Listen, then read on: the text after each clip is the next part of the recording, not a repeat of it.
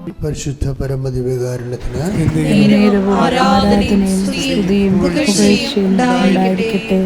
പരിശുദ്ധ പരമദിവ്യകാരുണ്യത്തിന്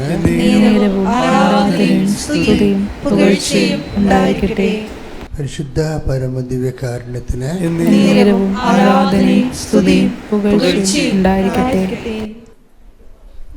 എൻ്റെ പ്രിയപ്പെട്ടവരെ, ഉടമ്പടി ഒരു ഫെയ്ത്ത് ഫോർമേഷൻ പ്രോജക്റ്റാണ്.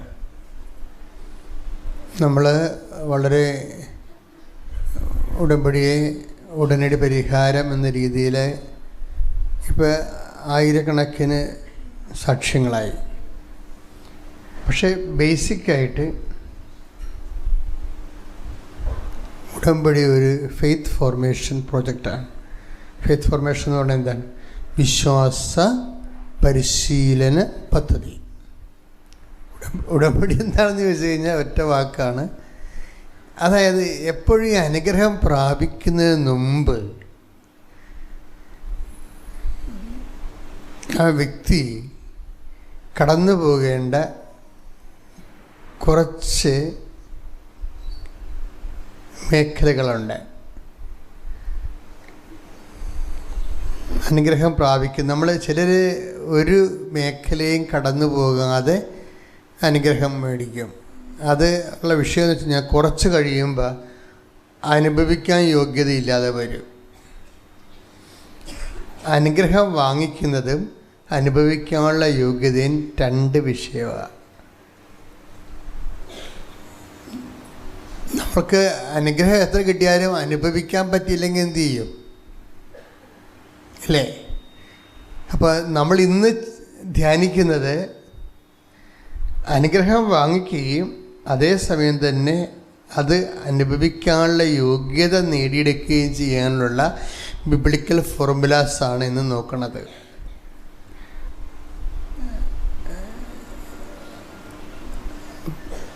കർത്താവ് എപ്പോഴും പറയുമ്പോൾ ഈശോ പറയും, നിങ്ങൾ എൻ്റെ സ്നേഹത്തിൽ നിലനിൽക്കുവിൻ എന്ന് പറയും. അപ്പോൾ എന്തെങ്കിലും ഒരു ഒറ്റപ്പെട്ട ഒരു ദൈവാനുഭവങ്ങൾ, ഒരു ഒറ്റപ്പെട്ട ജീവിത പ്രശ്നങ്ങളുണ്ടായി, നമ്മൾ ഉടമ്പടി ചെയ്തു, അതിനൊരു പരിഹാരം ഉണ്ടായി, നമ്മളും പിരിഞ്ഞു, ദൈവവും പിരിഞ്ഞു. അങ്ങനെയാണ് ശരിക്കും കുറേ ആൾക്കാർക്ക് അങ്ങനെ സംഭവിക്കണേ. അവർക്കൊരു ക്രൂഷ്യൽ ഇഷ്യൂ ഉണ്ടാവും. പെട്ടെന്ന് കടമ അല്ലെങ്കിൽ രോഗം അല്ലെങ്കിൽ വേറെ എന്തെങ്കിലും തരത്തിലുള്ള ഒരു ഇഷ്യൂ, കുടുംബ പ്രശ്നമൊക്കെ ഉണ്ടാകും. അതിന് പെട്ടെന്ന് അവർ ഉടമ്പടിയിലേക്ക് എടുക്കുന്നു. അവിടുന്ന് ടാപ്പ് ചെയ്യാവുന്ന ബ്ലെസ്സിങ് വാങ്ങിച്ച് ആ വിഷയം നേടിയെടുത്ത് ദൈവം തെക്കോട്ടും പോവും, നിങ്ങൾ വടക്കോട്ടും പോവും. പിന്നെ ഈ വിഷയമില്ല. അവിടെ ഫോർമേഷൻ നടക്കണില്ല. ഫെയ്ത്ത് ഫോർമേഷൻ നടക്കണില്ല. അതിൻ്റെ കുഴപ്പം എന്താ വെച്ച് കഴിഞ്ഞാൽ, ഈ ഇൻസ്റ്റൻറ്റ് ഗ്രേസ്, ഇൻസ്റ്റൻറ്റ് ബ്ലെസ്സിങ്സ് സാധാരണ കൊടുക്കുന്നത് ഫ്രഷ് കമേഴ്സിനാണ് കൊടുക്കുന്നത്. എന്നുവെച്ചാൽ ആദ്യമായിട്ട് നിങ്ങൾ നോൺ ക്രിസ്ത്യനാണ്, നിങ്ങൾ ആദ്യമായും കൃപാസനത്തിൽ വരികയാണ്, നിങ്ങൾക്കിങ്ങനെ ഒരു വലിയൊരു ഗുരുതരമായ വിഷയമുണ്ട്. ഓക്കെ, ദൈവം അപ്പം തന്നെ അതിന് വിഷയത്തിനൊരു സമാധാനം ഉണ്ടാക്കും. പക്ഷെ ചിലർ അതൊരു തക്കമായിട്ട് എടുത്തുകൊണ്ട് എന്നും കൊന്നും അങ്ങനെ ഒരു രീതിയിൽ തന്നെ ഉടമ്പടിയെ കാണാൻ തുടങ്ങുമ്പോൾ എന്ത് പറ്റും?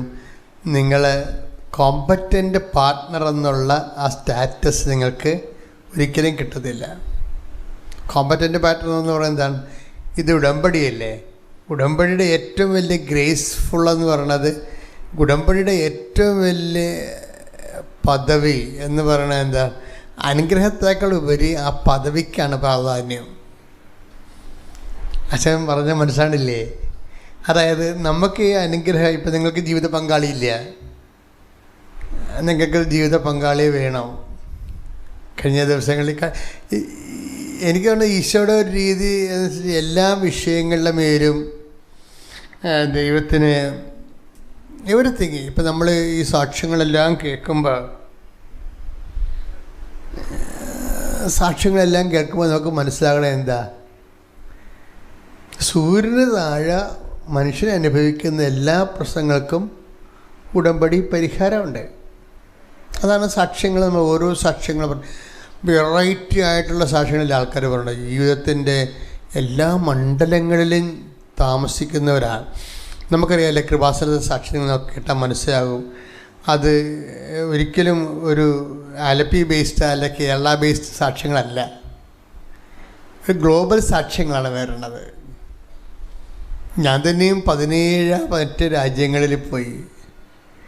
അപ്പോൾ അവിടെയുള്ള ആൾക്കാരുടെ ജീവിതവും നമ്മളുടെ ജീവിതാവസ്ഥകൾ, നമ്മളുടെ ജീവിത ആവശ്യങ്ങളൊന്നുമല്ല അവരുടേത്, ഭയങ്കര വ്യത്യാസമുണ്ട്. അപ്പോൾ ഇതുകൊണ്ട് തന്നെ സാക്ഷ്യങ്ങളെല്ലാം ഗ്ലോബലായിട്ടുള്ള സാക്ഷ്യങ്ങളാണ് വരണത്. അപ്പോൾ നമുക്ക് ഏത് രീതിയിലും കൊണ്ടുപോയി ഉടമ്പടിയെ തിരിച്ചു വെച്ചാൽ നമുക്ക് റെയിൻ ഹാർവസ്റ്റ് എന്നൊക്കെ പറയത്തില്ലേ, മഴവെള്ള സംഭരണി, പിന്നെ എങ്ങോട്ട് തിരിച്ചു വെച്ചാൽ നമുക്ക് നമ്മുടെ ആവശ്യമനുസരിച്ച് ഉടമ്പടിയിൽ റെസ്പോണ്ടീവാണ്. അപ്പോൾ പക്ഷേ ചിലർക്കൊരു കുഴപ്പമുണ്ട്. അവർക്ക് അറിവില്ലാത്തതുകൊണ്ടാണ് അങ്ങനെ സംഭവിക്കുന്നത്.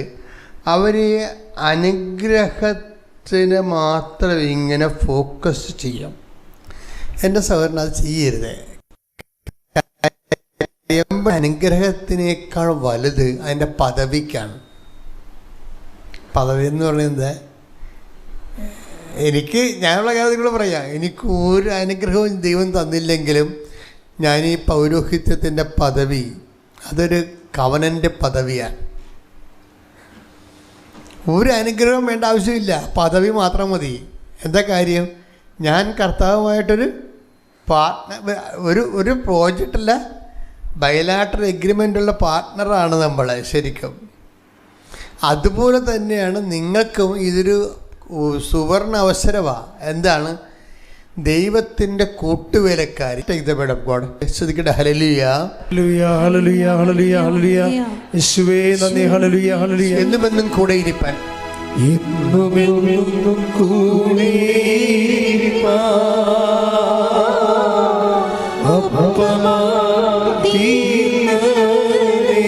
സന്തോഷത്തോടെ പാടുക.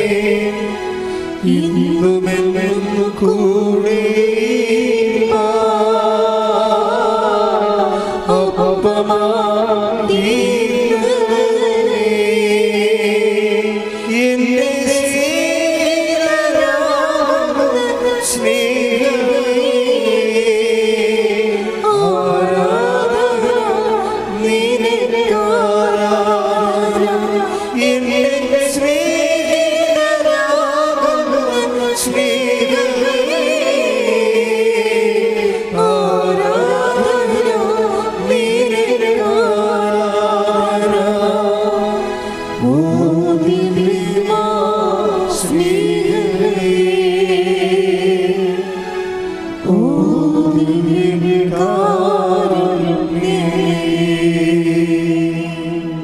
പരമദിവ്യകാരുണ്യത്തിന് ആരാധനയും സ്തുതിയും പുകഴ്ചയും ഉണ്ടായിരിക്കട്ടെ.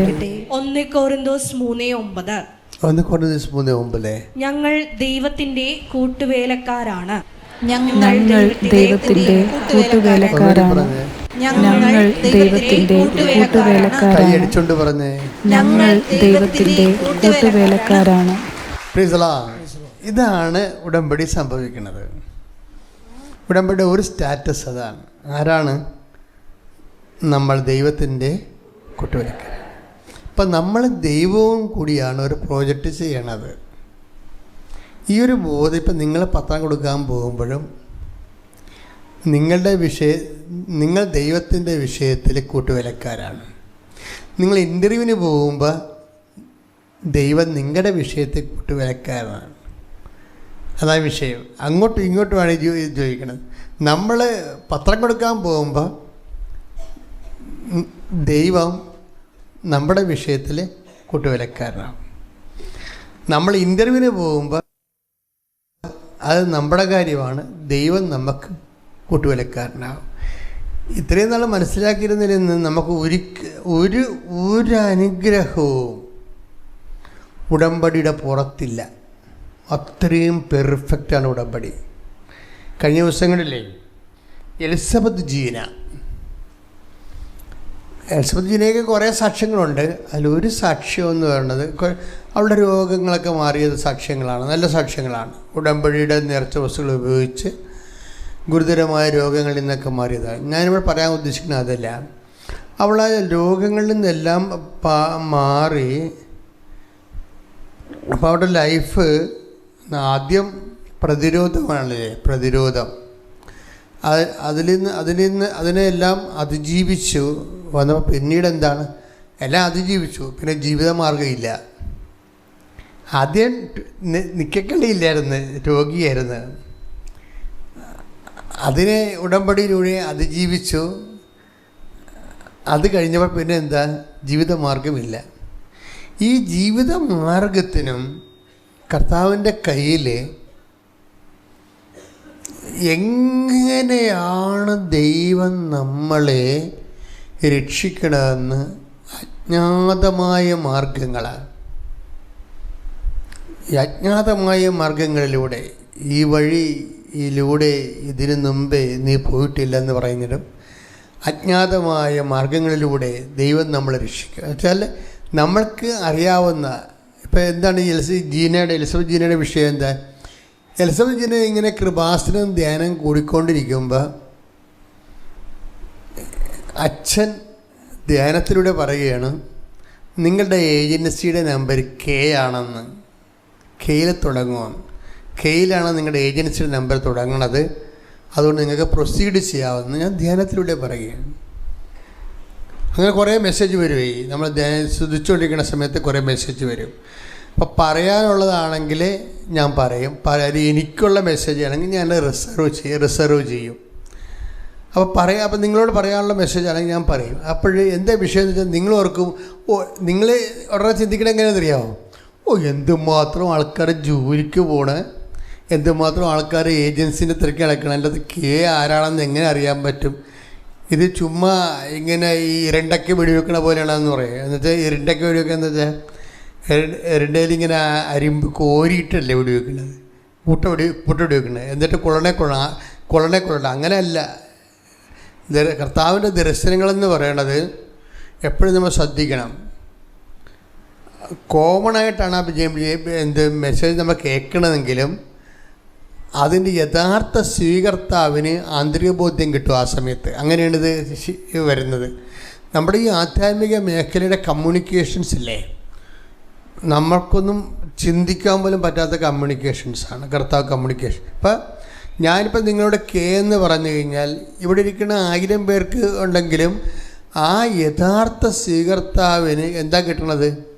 ഉടനെ പരിശുദ്ധാത്മാവ് ആന്തരിക ബോധ്യം കൊടുക്കും. This is particularly for you Elon. അതാണ് ആന്തരിക ബോധ്യം എന്ന് പറയുന്നത്. ആന്തരിക ബോധ്യം എന്ന് പറയുന്നത് ഇതാണ്. ഇത് എൻ്റെ മക്കളെ ഒരിക്കലും ഡൗട്ട് ഫെയ്ത്ത്, ചിലർ ആധ്യാത്മിക ശാസ്ത്രം അറിയാൻ പാടില്ലാത്ത കാരണം ചില ആൾക്കാർ ഡൗട്ട് ഫെയ്ത്തിൽ ചെയ്യും. എന്നെക്കുറിച്ചായിരിക്കും ചിലപ്പോൾ അച്ഛൻ പറഞ്ഞത്, കിട്ടിയാൽ ഊട്ടി പോയ ചട്ടി ചെയ്ത് നോക്കിയേക്കാം എന്ന് പറഞ്ഞ് കാശ് കൊടുക്കുക. അങ്ങനെയല്ല, അങ്ങനെ ചെയ്യരുത്. അത് ഡൗട്ട് ഫെയ്ത്ത് എന്ന് പറയും. ഡൗട്ട് ഫെയ്ത്ത് അതായത് ഇത് അച്ഛൻ എന്നെക്കുറിച്ചായിരിക്കും പറഞ്ഞത്, ദൈവമേ അങ്ങനെ എന്നെക്കുറിച്ച് തന്നെ ആയിരിക്കണേ, നാട്ടുകാരെക്കുറിച്ചൊന്നും ആയിരിക്കല്ലേ എന്നൊക്കെ പറഞ്ഞുകൊണ്ട് ഈ ഡൗട്ട് ഫെയ്ത്തിൽ നമ്മൾ ചെയ്യും. അത് ബൈബിൾ ഇതിനെ വിലക്കുന്നുണ്ട്, ബാൻ ചെയ്യും ഡൗട്ട് ഫെയ്ത്തിനെ. അത് വളരെ ശ്രദ്ധിക്കണം. നമ്മൾ എന്തിനാണ് ബൈബിൾ പഠിക്കണത്? ദൈവത്തിൻ്റെ വഴികളെ മനസ്സിലാക്കാൻ വേണ്ടിയാണ്, അല്ലാതെ ചരിത്രം പഠിക്കുകയല്ല. How to deal with God, how to receive the message, even the tiny message എങ്ങനെയാണ് റിസീവ് ചെയ്യണത്. എൻ്റെ മക്കളൊന്ന് പ്രാർത്ഥിച്ചേ, കർത്താവ് നെഞ്ചത്ത് വെച്ച് പ്രാർത്ഥിക്കും. കർത്താവായ ദൈവമേ, ഞാൻ ഉടമ്പടി എടുത്തിട്ട് കുറേ നാളായി ജീവിക്കുന്ന,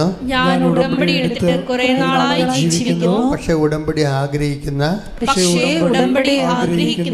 വഴികളിലൂടെ പക്വതയാർന്ന പ്രബുദ്ധതയിലേക്ക് വളരുവാൻ എനിക്ക് ആഗ്രഹമുണ്ട്.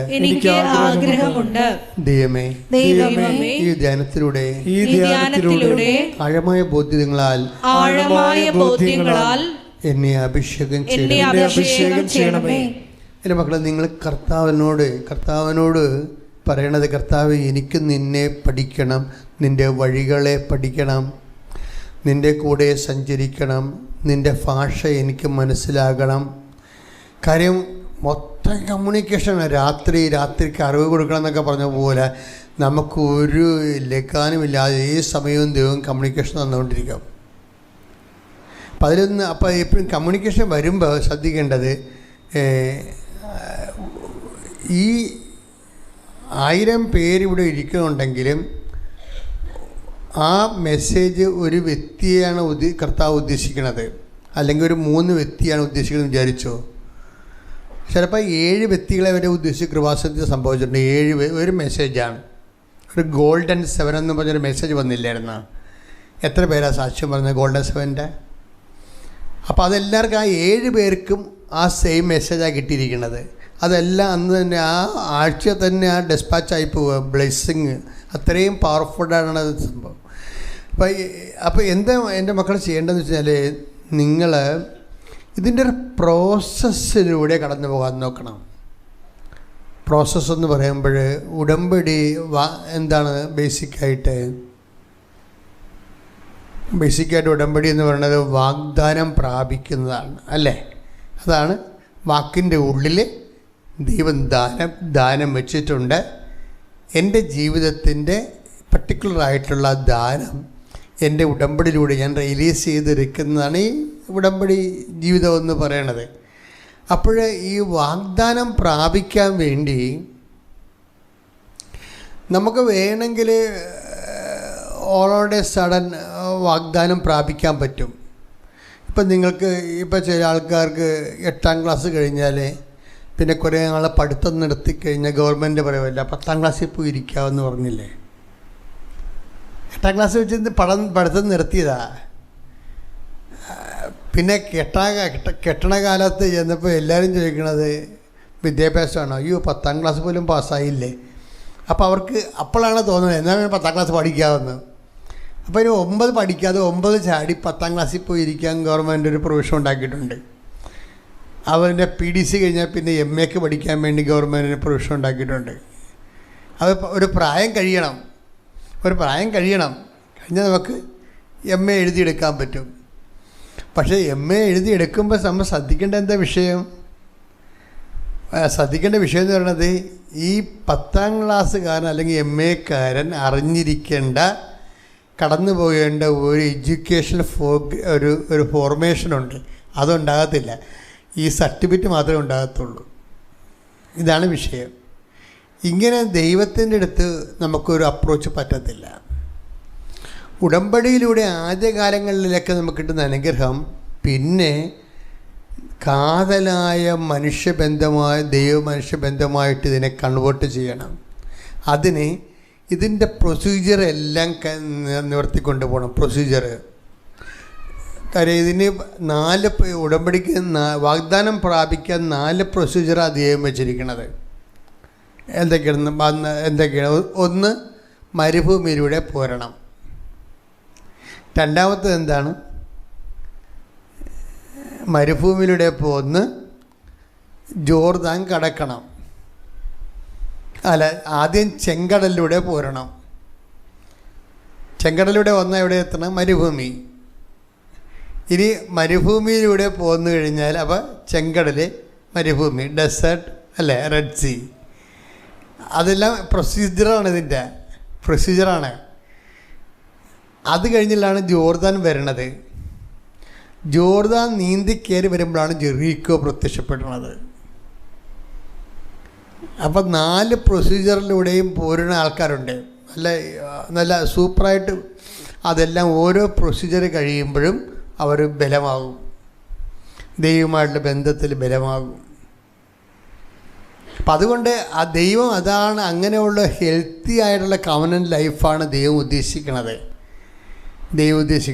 അപ്പം അതുകൊണ്ടാണ് ഞാൻ പറയണത്, ഈ 10ാം ക്ലാസ് നമുക്ക് ഇപ്പോൾ ഒരു 8ാം ക്ലാസ്സിൽ തോറ്റെന്ന് വിചാരിച്ചോ, പിന്നെ നമുക്ക് 10ാം ക്ലാസ് എഴുതിയെടുക്കാൻ സർട്ടിഫിക്കറ്റല്ലേ ഉണ്ടാകത്തുള്ളൂ.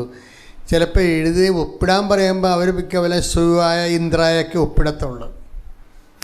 അതാണ് വിഷയം. അവർ ഷൂ എന്നൊക്കെ പറഞ്ഞ് ഒപ്പിട്ട് കളയും. അങ്ങനെയല്ലല്ല, അവർ 10ാം ക്ലാസ്സുകാരൻ്റെ സ്റ്റാൻഡേർഡ് വേണം ആദ്യം. അതുപോലെ തന്നെ ഉടമ്പടി ഒരു 4 പുതുക്കിയെന്ന് പറയുമ്പോൾ ഉടമ്പടി 4 പുതുക്കിയ സ്റ്റാൻഡേർഡ് ഉണ്ടാകണം ആളിന്. അവിടെയാണ് ഒരു പ്രശ്നം വരണത്. അത് നിങ്ങൾ ശ്രദ്ധിക്കണം. ആ പ്രൊസീജിയർ പൂർത്തിയാകാത്ത കൊണ്ടുണ്ടാകുന്ന കുഴപ്പങ്ങളാണ്. പ്രൊസീജിയർ അതായത് ഉടമ്പടി 4 പുതുക്കിയാൽ ആ 4 പുതുക്കിയ കൾച്ചർ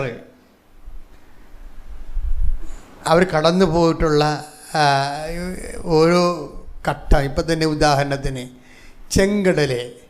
ചെങ്കടലിലൂടെ ഈജിപ്തിൽ നിന്ന് പോകുന്നതിന് ശേഷം പിതാക്കന്മാർ പിന്നെ കടന്നു പോകുന്ന ഏറ്റവും വലിയ വിഷയം ചെങ്കടലാണ്. വാഗ്ദാന നാട് പ്രാപിക്കുമ്പോൾ ഈ ഉടമ്പടി വാഗ്ദാനം പ്രാപിക്കുന്നതാണല്ലോ. അപ്പം ചെങ്കടലിലൂടെ ഉണ്ടാകുന്ന പ്രോസസ്സിങ് എന്താ? ചെങ്കടൽ കൊണ്ട് ദൈവം ഉദ്ദേശിക്കണത് എന്താ? പൗലോസ് അപ്പോസ്തലൻ പറയണത് പാപത്തിൽ നിന്നുള്ള മോചനമാണത്. അപ്പോൾ ഉടമ്പടിയുടെ ഒരു ഘട്ടം കഴിയുമ്പോൾ നിങ്ങളുടെ പാപം കുറഞ്ഞിരിക്കണം. അതാ വിഷയം. ഉടമ്പടി ഘട്ടം കഴിഞ്ഞാൽ ചില ആൾക്കാർ ചെങ്കടൽ കടക്കാതെ മരുഭൂമി കയറിയിരിക്കും. അതായത് ചെങ്കടൽ കടക്കത്തില്ല. അവർ കടക്കാതെ എന്തെങ്കിലും തരിട കാണിച്ച് അവർക്കിതുമായിട്ട് ബന്ധമില്ലല്ലോ. അപ്പം അതുകൊണ്ട് അങ്ങനെ ആ ഉടമ്പടിയുടെ ആ ഘട്ടം ആവശ്യപ്പെടുന്ന കാര്യങ്ങൾ ചെയ്യാതെ, ആ ഉപവാസമില്ലാതെ, എളിമപ്പെടാതെ, ഇപ്പം ചെങ്കടൽ ആചരണം എടുത്ത് 1 കൊരിന്തോസ് 10:1-2 സഹോദരരെ, സഹോദരങ്ങളെ, നമ്മുടെ പിതാക്കന്മാരെല്ലാവരും മേഘത്തണലിൽ ആയിരുന്നുവെന്നും കടലിലൂടെ കടന്നുവെന്നും നിങ്ങൾ മനസ്സിലാക്കണമെന്ന് ഞാൻ ആഗ്രഹിക്കുന്നു. അവരെല്ലാവരും മേഘത്തിലും കടലിലും സ്നാനമേറ്റ് മോശയോട് ചേർന്നു. അപ്പം സ്നാനമാണ് ഉദ്ദേശിക്കുന്നത് അവിടെ. നമ്മുടെ പിതാക്കന്മാർ കടലിലൂടെ കടന്നു എന്നാണ്. പക്ഷേ കടലിലൂടെ കടന്നതിൻ്റെ ഉദ്ദേശം എന്താ? സ്നാനമാണ്. സ്നാനം എന്ന് പറഞ്ഞാൽ എന്താണ്? പാപത്തിൽ നിന്ന് കഴുകിക്കളയൽ. ഉടമ്പടിയുടെ ഒരു ഘട്ടത്തിൽ ഈ സ്നാനം നടക്കണം. അതാണ് എൻ്റെ പ്രൊസീജിയർ എന്ന് ഞാൻ പറഞ്ഞത്. ഞാൻ ഇന്ന് വളരെ വളരെ ഒരു വിഷണ്ണനാണ് ഒരു കാര്യത്തിൽ. കാരണം വെച്ച് കഴിഞ്ഞാൽ ഈ മനുഷ്യന് പൊതുവെ ജഡത്വമോ അങ്ങനെ എന്തോ ഒരു സാധനം ഈ നമ്മുടെ ഈ കപ്പലുണ്ടല്ലോ, വലിയ കപ്പലിൻ്റെ അടിയിൽ കഴിഞ്ഞാൽ കപ്പൽ പുഴുവിനെ കാണാൻ പറ്റും. അതെന്തൊരു കക്കയാണ്. അത് വന്ന് കപ്പലിൻ്റെ അടിയിൽ ഇരുന്നിട്ട് അത് വലുതായി പിന്നെ അത് നിറച്ചിങ്ങനെ പുറ്റുപോലെ പിടിച്ച് കപ്പലിന് ദൂരം ഉണ്ടാക്കും. അതുപോലെ ഈ ആധ്യാത്മിക മേഖലയിൽ സ്ഥിരം വ്യാപരിക്കുന്ന ആൾക്കാരെ ഒക്കെ ഇതുപോലെ കപ്പൽ പുഴുവിൻ്റെ അസുഖങ്ങളുണ്ട്. അതെന്ന് വെച്ച് കഴിഞ്ഞാൽ നിങ്ങളിപ്പോൾ തന്നെ സ്ഥിരമായിട്ട് ഉടമ്പടി പുതുക്കാൻ തുടങ്ങിയാൽ നിങ്ങൾക്കും ആ വിഷയത്തിൽ ശ്രദ്ധിച്ചില്ലെങ്കിൽ ഉണ്ടാവും. നിങ്ങളിത് ടേക്ക് ഫോർ ഗ്രാൻഡഡ് എടുക്കും. ഇതൊക്കെ ഞങ്ങൾ കുറേ കേട്ടതാ, ഇതാണ് സാധനം, ഇങ്ങനെയാണ് സാധനം. ഇതൊക്കെ നമ്മളെപ്പോഴും കേൾക്കണതല്ലേ ഇത്. കേരളത്തിനും പൊതുവെ ഇപ്പോൾ ഈ രോഗം കൂടുതലാണ്. കാര്യം 109 ധ്യാനകേന്ദ്രങ്ങളിലൂടെ കയറി ഇറങ്ങാത്ത ആൾക്കാർ ഒരു ധ്യാനകേന്ദ്രത്തിൽ തന്നെ 10 പ്രാവശ്യമൊക്കെ പോയിട്ട് ആൾക്കാരുണ്ട്. അപ്പം ഇങ്ങനെ പോയിട്ട് കപ്പൽ പുഴു അടിച്ചങ്ങനെ ഇരിക്കുകയാണ് ഈ സാധനത്തിന്. എന്താ കാര്യം വെച്ച് കഴിഞ്ഞാൽ ഇതൊക്കെ ഞങ്ങൾ കുറേ കേട്ടതാ എന്ന് വിചാരിച്ചുകൊണ്ട് നിങ്ങളുടെ നെഗറ്റീവ് ക്യാരക്ടറിൽ അഭിരമിക്കും. ആ പ്രൊസീജിയറിലൂടെ കടന്നു പോയെങ്കിലും അതിൻ്റെ പ്രൊസീജിയറിൻ്റെ ഒരു പ്രക്രിയ നമ്മളിൽ നടക്കത്തില്ല. മേഘത്തിലൂടെയും അതുപോലെ തന്നെ കടലിലൂടെയും കടന്നു പോകുമ്പോൾ സ്നാനപ്പെട്ടു എന്നാണ് കർത്താവിൻ്റെ വചനത്തിൽ എഴുതിയിരിക്കുന്നത്. ഉടമ്പടിയുടെ ആദ്യകാലങ്ങളിൽ തന്നെ സംഭവിക്കേണ്ട വിഷയമാണ് സ്നാനം. എന്ന് വെച്ച് കഴിഞ്ഞാൽ എന്താണ്? സ്നാനം പലതരത്തിലുള്ളതാണ്. മനസ്ഥിതിയിൽ സ്നാനം നടക്കും. മനസ്ഥിതിയിലെ അപ്രോച്ച്, സമീപനത്തിൽ സ്നാനം നടക്കും. പിന്നെ ചെയ്തികളിൽ, പാപത്തിൻ്റെ ചെയ്തികളിൽ സ്നാനം നടത്തും. അപ്പോൾ ഈ പ്രൊസീജിയർ ഒന്നും നടക്കാതെ അനുഗ്രഹത്തെ മാത്രം ടാപ്പ് ചെയ്യാൻ വേണ്ടി ഉടമ്പടിയിലൂടെ പോകുന്ന ആൾക്കാരുണ്ട്. അതുകൊണ്ടാണ് കുറച്ച് കഴിയുമ്പോൾ ഈ അനുഭവിക്കാൻ യോഗ്യതയില്ലാതെ വരുന്നതിൻ്റെ കാരണം അതാണ്. എപ്പോഴും അസമാധാനവും, അസമാധാനം സൃഷ്ടിച്ചുകൊണ്ടിരിക്കും. എപ്പോഴും അവരെന്താണ് സൃഷ്ടിക്കണമെന്ന് ചോദിച്ചു കഴിഞ്ഞാൽ അസമാധാനവും അന്തഛിദ്രവും സൃഷ്ടിച്ചുകൊണ്ടിരിക്കാം. ഇവിടെ അവരുള്ള സ്ഥലങ്ങളിലെല്ലാം ഇഷ്യൂസ് ഉണ്ടാക്കി ഡെവലപ്പ് ചെയ്തുകൊണ്ടിരിക്കാം. ഇത് വളരെ നിങ്ങളുടെ കുടുംബത്തിലുള്ള കാര്യമാണ് ഈ വിഷയം. ഒന്ന് പ്രാർത്ഥിക്കുക. കർത്താവായ ദൈവമേ, ഉടമ്പടിയുടെ ആദ്യത്തെ ഘട്ടമായ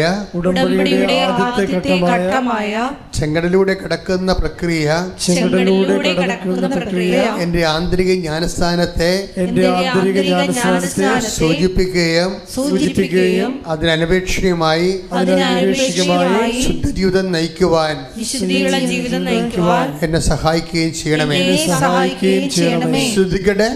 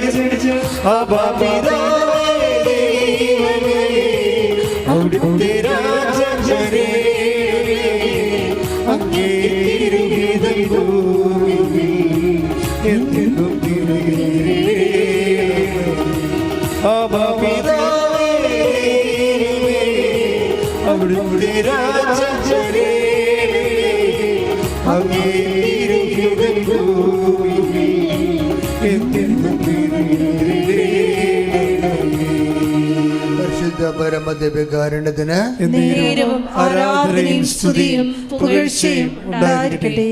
മക്കളെ, കർത്താവിൻ്റെ വചനങ്ങൾ കേൾക്കുമ്പോൾ നിങ്ങൾ എളിമയോടെ സ്വീകരിക്കുകയും കർത്താവിൻ്റെ വചനങ്ങളിലൂടെ ദൈവികമായ സത്യങ്ങളെ വെളിപ്പെടുത്തി നിങ്ങൾക്ക് ആത്മീയ ആഹാരം കർത്താവ് ഒരുക്കുന്നതിന് ഓർത്ത് നന്ദി പറയുകയും സന്തോഷത്തോടെ അത് സ്വീകരിക്കുകയും ചെയ്യണം. അങ്ങനെ സന്തോഷത്തോടെയാണത് സ്വീകരിക്കണതെങ്കിൽ കുറച്ച് കഴിയുമ്പോൾ കർത്താവ് പിന്നെയും നമ്മളെ പരിപാലിച്ചുകൊണ്ടും പരിശീലിപ്പിച്ചുകൊണ്ടും ഇരിക്കും. പക്ഷെ ഒരു കാര്യം വ്യക്തമാണ്, നമ്മൾ പോകുന്നിടത്ത് ഈ വാഗ്ദാനം കർത്താവ് കൃത്യമായി പാലിച്ചുകൊണ്ട് നമ്മൾ പോകുന്നിടത്തെല്ലാം ദൈവത്തിൻ്റെ അടയാളം കാണിക്കാൻ പറ്റും. നമ്മൾ ദൈവത്തിൻ്റെ കൂടെയാണ്. കഴിഞ്ഞ ദിവസങ്ങളിൽ ആനിയമ്മ ഫ്രാൻസിസ് എന്നും പറഞ്ഞൊരു സാക്ഷ്യം പറഞ്ഞായിരുന്നു. ആനിയമ്മ ഫ്രാൻസിസ് ഭരണങ്ങാനത്തുള്ളതാണ്. ഇപ്പോൾ ഷാർജയിൽ ബിസിനസ് നടത്തുകയാണ്. അപ്പോഴവർ ഷാർജയിൽ 10-28 കൊല്ലമായിരുന്നു ബിസിനസ് നടത്തുന്നത്. പക്ഷേ അത്രയും 28 കൊല്ലമായിട്ട് വലിയ മില്യനെയർ ബിസിനസ്സാണ് നടത്തുന്നത്. പക്ഷെ അവർ വളരെ കൂളായിട്ടാണ് അവതരിപ്പിക്കുന്നത്. ഒരു മുറുക്കാ കച്ചവടം നടത്തണ പോലെയാണ് പറയണത്. അവർ ഒരു പെട്ടിക്ക നടത്തണ പോലെയാണ് പറയണത്. ആ വിഷയം അതായത് ഞാൻ ആ സാക്ഷ്യം കേട്ടപ്പോൾ എനിക്ക് സത്യം അവർ പറയണത്, ഞാൻ എവിടെ പോയാലും എൻ്റെ കൂടെ അമ്മയുണ്ടാവും. അപ്പോൾ നമ്മൾക്ക് അവരുടെ പെറ്റമ്മയാണ് വരണമെന്നാണ്. പക്ഷെ അങ്ങനെയല്ല. മാതാവിനെക്കുറിച്ച് അവരെ അത്രയും ഇൻറ്റിമസിയോടെ സംസാരിക്കണത്.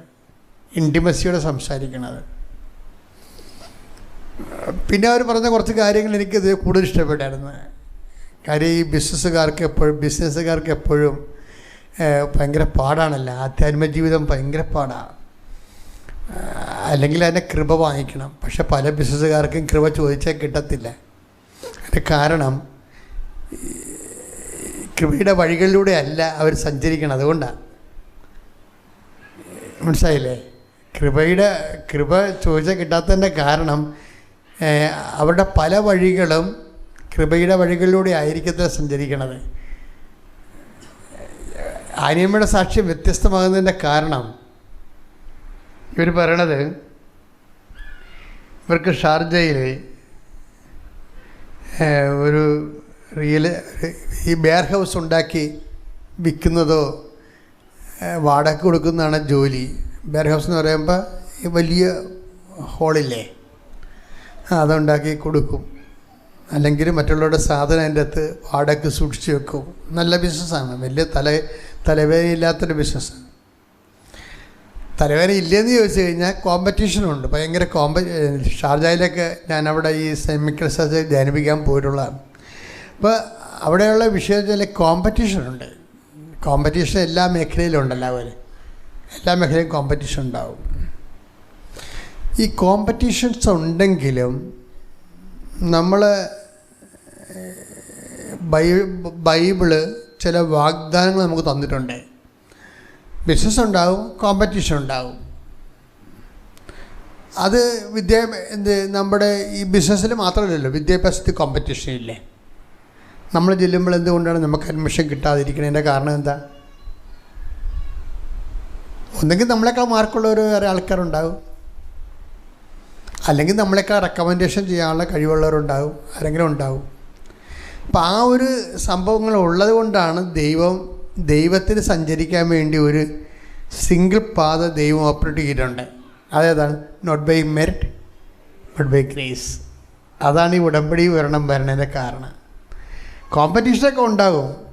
പക്ഷെ കോമ്പറ്റീഷൻ ഈ ലോകത്ത് എല്ലാ മേഖലകളിലും ഉള്ളതുപോലെ തന്നെ ഉണ്ടാകും. പക്ഷെ ദൈവം തൻ്റെ സന്തതികൾക്ക് ഈസി എൻട്രി ആയിട്ട് ദൈവത്തിൻ്റെതായിട്ടൊരു വഴികളുണ്ടാകും. ഗോഡ്സ് ഓൺ വേ, ദൈവ വഴികളുണ്ടാവും. ഞാനെപ്പോഴും നിങ്ങൾക്ക് ഉപദേശിച്ച് തരണമെന്ന് വെച്ചാൽ ദൈവ വഴികളിൽ അഭിരമിക്കാനുള്ള യോഗ്യതയാണ് എപ്പോഴും. കാരണം ചില ആൾക്കാർ അത്യാവശ്യം ദൈവ വഴികളിൽ വന്നിട്ട് കാര്യം കണ്ടിച്ച് പിന്നെ അവരുടെ ലോക വഴികളിലേക്ക് അവർ പോകും. അത് കുറച്ച് നാൾ വർക്കൗട്ട് ചെയ്യത്തില്ല. അതുകൊണ്ട് പരമാവധി ജീവിതം ട്യൂൺ ചെയ്യണ ദൈവ വഴികളിലൂടെ ആകാൻ, അല്ല കുറച്ച് കാപട്യവും കുറച്ച് കള്ളത്തരവും കുറച്ച് സത്യവും, അങ്ങനെ നമുക്ക് ദൈവവുമായിട്ട് മുന്നോട്ട് പോകാൻ പറ്റും. നിങ്ങളുടെ അപ്പനുമായിട്ട് വേണേൽ അങ്ങനെ പോകാൻ പറ്റും. സ്വന്തം അപ്പൻ ഭാഗോടമ്പടിയൊക്കെ ബന്ധപ്പെട്ട് കഴിയുമ്പോൾ സ്വാഭാവികമായിട്ട് നിങ്ങൾക്ക് ഇപ്പോൾ ചില അപ്പന്മാർക്ക് വലിയ ഓർമ്മയുണ്ട്. നിങ്ങൾക്ക് പണ്ട് വസ്തു തന്നതായിരിക്കും ലോൺ എടുക്കാൻ വേണ്ടി. ലോൺ എടുക്കാൻ വേണ്ടി വസ്തു തന്നാണെങ്കിലും അപ്പം ചിലപ്പോൾ അത് മറന്നു പോകും. ഭാഗോടമ്പടി അത് കൂട്ടാതെ ആയിരിക്കും തുല്യമായിട്ട് വീതിക്കണത്. നിങ്ങൾക്ക് പറയാം, അപ്പ എനിക്ക് തന്നതാണല്ല, നിങ്ങൾ പറയാവാ? പറയത്തില്ല. ഉടമ്പടി എടുത്താലും പറയത്തില്ല. അപ്പം കള്ളി എപ്പോഴും കള്ളി തന്നെയായിരിക്കും. അതാണ് എൻ്റെ വിഷയം. അതെപ്പോഴും നമ്മൾ ദൈവവുമായിട്ട് ഡീല് ചെയ്യുമ്പോൾ സൂക്ഷിക്കേണ്ട കാര്യങ്ങളാണത്. അത് സൂക്ഷിക്കാൻ പറ്റത്തില്ല. കാര്യം പരിശുദ്ധാത്മാവ് ഉണ്ടെങ്കിൽ മാത്രമേ പരിശുദ്ധാത്മാവ് പറയത്തുള്ളൂ, നിനക്ക് ലോൺ എടുക്കാൻ വേണ്ടി 16 കൊല്ലം മുമ്പ് അപ്പൻ ആ സ്ഥലം തന്നതല്ലേ 10 സെൻറ്റ്. പരിശുദ്ധ, അത് സത്യമല്ലേ? അപ്പം നീ അതിപ്പോൾ അപ്പം പറയണ്ടേ? അല്ലെങ്കിൽ പിന്നെ അനിയന് കുറഞ്ഞു പോകത്തില്ലേ? അപ്പം നീ ഇപ്പം മിണ്ടാതിരുന്ന് കഴിഞ്ഞാൽ നീ എന്താ ചെയ്യണം? അനിയനെ ചതിക്കാണ് ചെയ്യണത്. എന്നാൽ ഉടമ്പടി 8 പുതുക്കിയിട്ടുമുണ്ട്. അതാണ് വിഷയം. ഇത് രണ്ടും 2 വഴികളാണ്. ഉടമ്പടി 8 പുതുക്കിയിട്ടുണ്ട്, പക്ഷേ അനിയനെ ചതിക്കുന്നതിന് യാതൊരുവിധ വ്യത്യാസവും ഇല്ല. അതാ ആ വഴി പോലെ നടക്കും. ആ വിഷയത്തിൽ ശങ്കരൻ തെങ്ങേ തന്നെ തമ്മിൽ കൂട്ടിക്കുഴക്കത്തില്ല. ദൈവ വഴികളെന്ന് പറയുന്നത് കറക്റ്റ് ദൈവ വഴികൾ മാത്രമാണ്. ഇപ്പം നോട്ട് ബൈ മെറിറ്റിൽ ഇത് വർക്ക് ചെയ്യുമെന്ന് ഞാൻ പറഞ്ഞാൽ അത് വർക്ക് ചെയ്യും. ഇപ്പം നേരത്തെ നമ്മൾ പറഞ്ഞ അവളുടെ പേരെന്ന, കുഞ്ഞിൻ്റെ പേരെന്താ? എലിസബത്ത് ജീന. എലിസബത്ത് ജീനയുടെ വചനം എന്താ? ആ കെ എന്ന് പറഞ്ഞപ്പോൾ ആ കെ അവൾക്ക് ആ ആഴ്ച തന്നെ ഏജൻസിനെ കിട്ടി. കെയുടെ പ്രൊസീജിയർ ചെയ്ത് അവൾ ജർമ്മനിയിലാണിപ്പോൾ.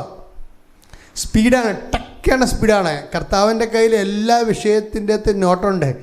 പക്ഷേ പ്രോബ്ലം വെച്ച് കഴിഞ്ഞാൽ എലിസബത്ത് ജീനയ്ക്ക് കൊടുത്തിരിക്കുന്ന മെസ്സേജ് കെ ആണ് നീ സെലക്ട് ചെയ്യേണ്ട ഏജൻസിയുടെ ഫസ്റ്റ് നമ്പറേ. അത് പറയുമ്പോഴേ ഇവൾക്ക് കേൾക്കുമ്പോൾ അവൾക്ക് ആന്തരിക ബോധ്യം ഉണ്ടാവും. ഈ കേൾവിയുടെ പ്രശ്നം, ആ വചനം എനിക്കാണോ എന്നറിയണമെങ്കിൽ ആന്തരിക ബോധ്യം ഉണ്ടാകും നമുക്ക്. അതിലൂടെയാണ് നമ്മൾക്കാണ് ആ വചനം നമ്മളെയാണ് ടാർഗറ്റ് ചെയ്യണത്, അഡ്രസ്സ് ചെയ്തിരിക്കണമെന്ന് കേൾവിക്കാർക്ക് ആന്തരിക ബോധ്യം ഉണ്ടാവും. അതുകൊണ്ടാണ് നമ്മളെപ്പോഴും ഇപ്പം നിങ്ങൾ ഈ വചനം വായിക്കല്ലേ ഉള്ളൂ. വചനത്തിൻ്റെ പ്രോസസ്സിങ്ങിൽ അത് പ്രോസസ്സ് ചെയ്ത് അതിൻ്റെ മീനിങ് ഡ്രോ ചെയ്ത് ദൈവമായിട്ട് ഒരു ലൈവ് കമ്മ്യൂണിക്കേഷനിലേക്ക് വളർന്ന് വരാൻ വേണ്ടിയാണ് അച്ഛൻ ഇത് കറക്റ്റ് കാര്യങ്ങൾ പറയണത്. അത് എന്താ വിഷയം വെച്ച് കഴിഞ്ഞാൽ ഇപ്പം കെ വന്നു കഴിഞ്ഞാൽ ഇപ്പം ഡൗട്ട് ഫെയ്ത്ത് ആണെങ്കിൽ വചനം എന്ന് പറയും ഡൗട്ട് ഫെയ്ത്തിൽ നിങ്ങളൊന്നും ചെയ്തെന്ന് പറയും. അതറിയണമെങ്കിലേ ആ വചനം ഒന്ന് എടുത്തേ. ഡൗട്ട് ഫെയ്ത്ത് റോമ 14:23. സംശയത്തോടെ ഭക്ഷിക്കുന്നവൻ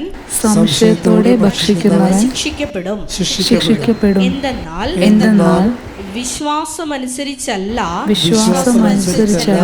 അവൻ പ്രവർത്തിക്കുന്നത്. വിശ്വാസത്തിൽ നിന്നല്ലാതെ ഉദ്ഭവിക്കുന്നതെന്തും പാപമാണ്. ഇതിൻ്റെ വിഷയം നമുക്കൊരു ഡൗട്ട് ഫെയ്ത്ത് ഉണ്ടെങ്കിൽ തെറ്റാണ്, പാപമാണെന്ന് ചെയ്യരുതെന്ന് മനസ്സിലായ? എനിക്കാണോ അല്ലയോ എനിക്കറിയത്തില്ല, പോയി നോക്കാം. എങ്ങാനും പഠിക്കൽ ബിരിയാണി കൊടുത്താലോ എന്നും പറഞ്ഞുകൊണ്ട് ഡൗട്ട് ഫെയ്ത്ത് ചെയ്യും. Doubt faith you should not do it. അപ്പോൾ അത് തെറ്റാണെന്നാണ് പറയണത്. ഇപ്പോൾ കേട്ടില്ലേ? സംശയത്തോടെയാണ് ചെയ്യണമെങ്കിൽ അത് തെറ്റാണ്. നമുക്കെങ്ങനെ ചെയ്യണമെന്ന് വെച്ച് കഴിഞ്ഞാൽ കേൾവിക്കാർക്ക് 2 തിമോത്തി 4:2 എടുത്തേ. സ്തുതിക്കട്ടെ. ഹല്ലേലൂയ ഹല്ലേലൂയ ഹല്ലേലൂയ ഹല്ലേലൂയ ഹല്ലേലൂയ. യേശുവേ നന്ദി. ഹല്ലേലൂയ ഹല്ലേലൂയ ഹല്ലേലൂയ. യേശുവേ ആരാധന. വചനം പ്രസംഗിക്കുക. സാഹചര്യങ്ങൾ അനുകൂലമാണെങ്കിലും അല്ലെങ്കിലും ജാഗരൂകതയോടെ വർത്തിക്കുക. മറ്റുള്ളവരിൽ ബോധ്യം ജനിപ്പിക്കുകയും അവരെ ശാസിക്കുകയും ബോധിപ്പിക്കുകയും ചെയ്യുക. ക്ഷമ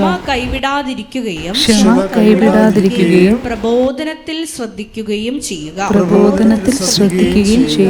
അപ്പോൾ ഈ ബോധ്യം ജനിപ്പിക്കുക എന്നുള്ളത്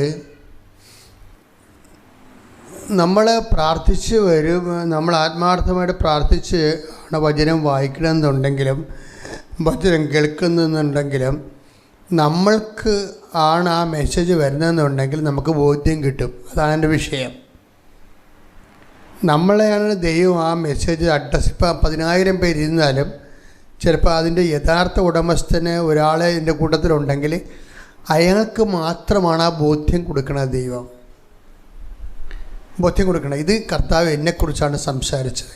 പക്ഷെ അവിടെ ഡൗട്ട്, എന്നെക്കുറിച്ചായിരിക്കുമോ, ചിലപ്പോൾ അല്ലായിരിക്കും, കുറേ കാലമുണ്ടായി, കുറേ ആൾക്കാരുണ്ടല്ലോ ഇവിടെ. അങ്ങനെ വരുമ്പോൾ പിന്നെ അത് നിങ്ങളെക്കുറിച്ചല്ല, കഴിഞ്ഞു, ആ സംഭവം കഴിഞ്ഞു. അങ്ങനെയാണ് ഈ വിഷയം നമ്മൾ ഡിസേൺ ചെയ്യണത്, എന്നുവെച്ചാൽ വിവേചിക്കണത്. അങ്ങനെയാണ് വിവേചിക്കണത്. നിങ്ങൾക്കുള്ള മെസ്സേജാണെങ്കിൽ ഇടിവെട്ട് പോലെ ഒറ്റ ഷൂട്ട്, നിങ്ങൾക്കപ്പം തന്നെ ബോധ്യപ്പെട്ടിരിക്കാം. അപ്പോൾ ഇതിൻ്റെ ഈ ഇന്ദ്രിയങ്ങൾ ഭയങ്കര സീരിയസ് ആണ്. നമ്മുടെ വചനം കേൾക്കുന്നതിൽ ഇന്ദ്രിയങ്ങളെ ഇപ്പം നിങ്ങൾക്ക് മറ്റുള്ളവരൊക്കെ നിങ്ങൾ പള്ളിയൊക്കെ പോകുമ്പോൾ നിങ്ങളെ പിടിച്ചു നിർത്തിയിട്ട് ഓരോരോ കാര്യങ്ങളൊക്കെ പറയത്തില്ലേ. ചിലപ്പോൾ ശരിയായിരിക്കും, ചിലപ്പോൾ തെറ്റായിരിക്കും. പക്ഷെ നിങ്ങൾക്ക് പ്രയോജനം ഉണ്ടാകുമെന്ന് അറിയത്തില്ല. പ്രയോജനമില്ലാത്ത ഒരു കാര്യവും നിങ്ങൾ കേൾക്കരുതെന്നുള്ളതാണ്. ഇപ്പം നാത്തുവിൻ്റെ ഏഷണി ആയാലും അമ്മാവൻ്റെ മകൾ ചാടിപ്പോയ കാര്യമായാലും നിങ്ങൾ ഈ വചനത്തിൻ്റെ ചെവികൾ വെച്ചിട്ട് ഈ സാധനങ്ങളൊന്നും കേൾക്കരുത്. നിങ്ങൾക്ക് പറ്റുന്നൊരു അബദ്ധം, ഇതിനിങ്ങനെ ചെവി അയ്യോ എന്നിട്ടാന്നും പറഞ്ഞുകൊണ്ടിരിക്കും. അതാണ് പക്ഷേ കർത്താവിന് വേണ്ടി നിങ്ങൾ സമർപ്പിച്ചിട്ടുള്ള ചെവികൾ നിങ്ങൾ ലോകത്തിന് വേണ്ടി ഉപയോഗിക്കുന്നു എന്നുള്ളതാണ് ചിലർക്ക് വരുന്നൊരു അബദ്ധം. ഇത് വളരെ സീരിയസ് വിഷയമാണ്. കർത്താവിന് വേണ്ടി നമ്മൾ ഉപയോഗിക്കുന്ന നമ്മുടെ ചെവികൾ, നാക്ക്, അത് ലോകത്തിൻ്റെ കാര്യങ്ങൾക്ക് വേണ്ടി ഉപയോഗിക്കുമ്പോൾ ബേസിക്കായിട്ട് നിങ്ങൾ ആരായി? നിങ്ങൾ ലോകത്താനായി മാറി. സിമ്പിളല്ലേ? നിങ്ങൾ 10 വട്ടം ഉടമ്പടി എടുത്താലും 14ാമത്തെ വട്ടം ഒരു ഉടമ്പടിയും ഇല്ലാതെ ജീവിക്കുന്ന ഒരു പെരിച്ചാഴി വന്നു വെച്ചാൽ നിങ്ങളോട് എന്തെങ്കിലും കാര്യങ്ങൾ പറഞ്ഞാൽ നിങ്ങൾ ചെവി കൊടുത്താൽ അവിടെ റാങ്കിലായി നിങ്ങൾ ഉടനെ ഓട്ടോമാറ്റിക്കലായിട്ട്. അതുകൊണ്ടാണ് ബൈബിൾ എപ്പോഴും പറയുന്നത് നിങ്ങൾ അവരെ വിട്ടു പോരൂ, അവരന്തരെ നയിക്കുന്ന അന്തരാണ് എന്നൊക്കെ ഈശോ പറയണില്ല. എന്താണ്? ഒരു വേർപാട് എപ്പോഴും വരുന്നുണ്ട് ഇതിൻ്റെ അകത്ത്. ഉടമ്പടിയിൽ ദൈവം ഉടമ്പടിയിരിക്കുന്ന ആൾക്കാർ ലൗകിക ദൈവത്തിന് പ്രാധാന്യം കൊടുക്കാതെ, വചനത്തിന് പ്രാധാന്യം കൊടുക്കാതെ ജീവിക്കുന്ന ആൾക്കാരുടെ ഉപജാപങ്ങളിൽ പങ്കെടുക്കരുത്. കാര്യം നിങ്ങൾക്കത് താല്പര്യമില്ല. ആ വർത്തമാനം കേട്ടാൽ അവരവരുടെ വഴിക്ക് പോയിക്കൊള്ളൂ. നിങ്ങൾക്ക് താല്പര്യം ഉണ്ടെന്ന് തോന്നണ കൊണ്ടാണ് അവർ നിങ്ങളോടത് പറയണത്. അവർക്ക് അത് മാത്രമേ പറയാനുള്ളൂ. അതാണ് വിഷയം. വേറെ ഒന്നും അവർക്ക് അറിയത്തില്ല. അങ്ങനെയുള്ള ആൾക്കാരുമായിട്ട് നമ്മൾക്ക് റിലേഷൻസ് വളരെ കാര്യമാത്രമായ റിലേഷൻസേ പറ്റത്തുള്ളൂ. എന്ന് വെച്ച് കഴിഞ്ഞാൽ അത്യാവശ്യം വേണ്ട കാര്യങ്ങൾക്ക് വേണ്ടി മാത്രം. അപ്പം അതുകൊണ്ടൊന്ന് പ്രാർത്ഥിച്ചേ. കർത്താവായ ദൈവമേ, അങ്ങയുടെ വചനങ്ങൾ കേൾക്കുന്നതിന് എൻ്റെ കാതുകളെ ഞാൻ സമർപ്പിക്കുന്നു. അങ്ങയുടെ വചനങ്ങൾ സ്വീകരിക്കുന്നതിന് പരിശുദ്ധ അമ്മയെ പോലെ അതനുസരിച്ച് ജീവിക്കുന്നതിന്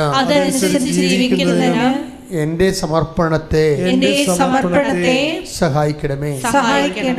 അപ്പം നിങ്ങളെ ഇങ്ങനെയുള്ള കാര്യങ്ങളൊക്കെ എല്ലാം ഉടമ്പടി വിഹിതമായിട്ട് ദൈവത്തിൻ്റെ പങ്കാളി കൂട്ടുവേലക്കാരായിട്ട് ജീവിക്കണമെന്ന് ദൈവം തോന്നുകയും ദൈവത്തിൻ്റെ കൂട്ടുവേലക്കാരായത് കൊണ്ട് തന്നെ സാത്താൻ്റെ കൂട്ടുവേലക്കാരുമായിട്ട് നമ്മൾ വേറെ പിരിയുന്നു ഇല്ലേ? ദൈവത്തിൻ്റെ കൂട്ടുവേലക്കാരായത് കൊണ്ടാണ് നമ്മൾ ഇതുപോലെ സാത്താൻ്റെ കൂട്ടുവേലക്കാരുമായിട്ട് നമുക്കൊന്നും നഷ്ടപ്പെടാനില്ല. നിങ്ങളെ ചിലപ്പോൾ അവർ കടം മേടിച്ച കാശ് വീണ്ടും വന്ന് ചോദിക്കുന്നേ ഉള്ളൂ. അതുണ്ടെങ്കിൽ കൊടുക്കുക, അത്രേ ഉള്ളൂ. വേറെ പ്രശ്നം ഇങ്ങനെയുള്ള ആൾക്കാർ അത്രേ ചെയ്യത്തുള്ളൂ. അപ്പം ആരെയും പേടിക്കേണ്ട കാര്യങ്ങളൊന്നുമില്ല. മറിച്ച് നിങ്ങളെ ദൈവതിരുസന്നിധിയിൽ നമുക്ക് കിട്ടിയിരിക്കുന്ന ഏറ്റവും വലിയൊരു ദൈവദാനമാണ്. ഇത് വെച്ച് നമുക്ക് പിടിച്ച് ദൈവത്തിൽ നിന്ന് വളരണം. കർത്താവ് നമ്മുടെ കൂടെ എവിടെ ചെന്നാലും ഉണ്ടാവും. ഇപ്പോൾ ആനിയമ്മ പറഞ്ഞില്ലേ, ആനിയമ്മ ഫ്രാൻസിസ് പറഞ്ഞെന്താ?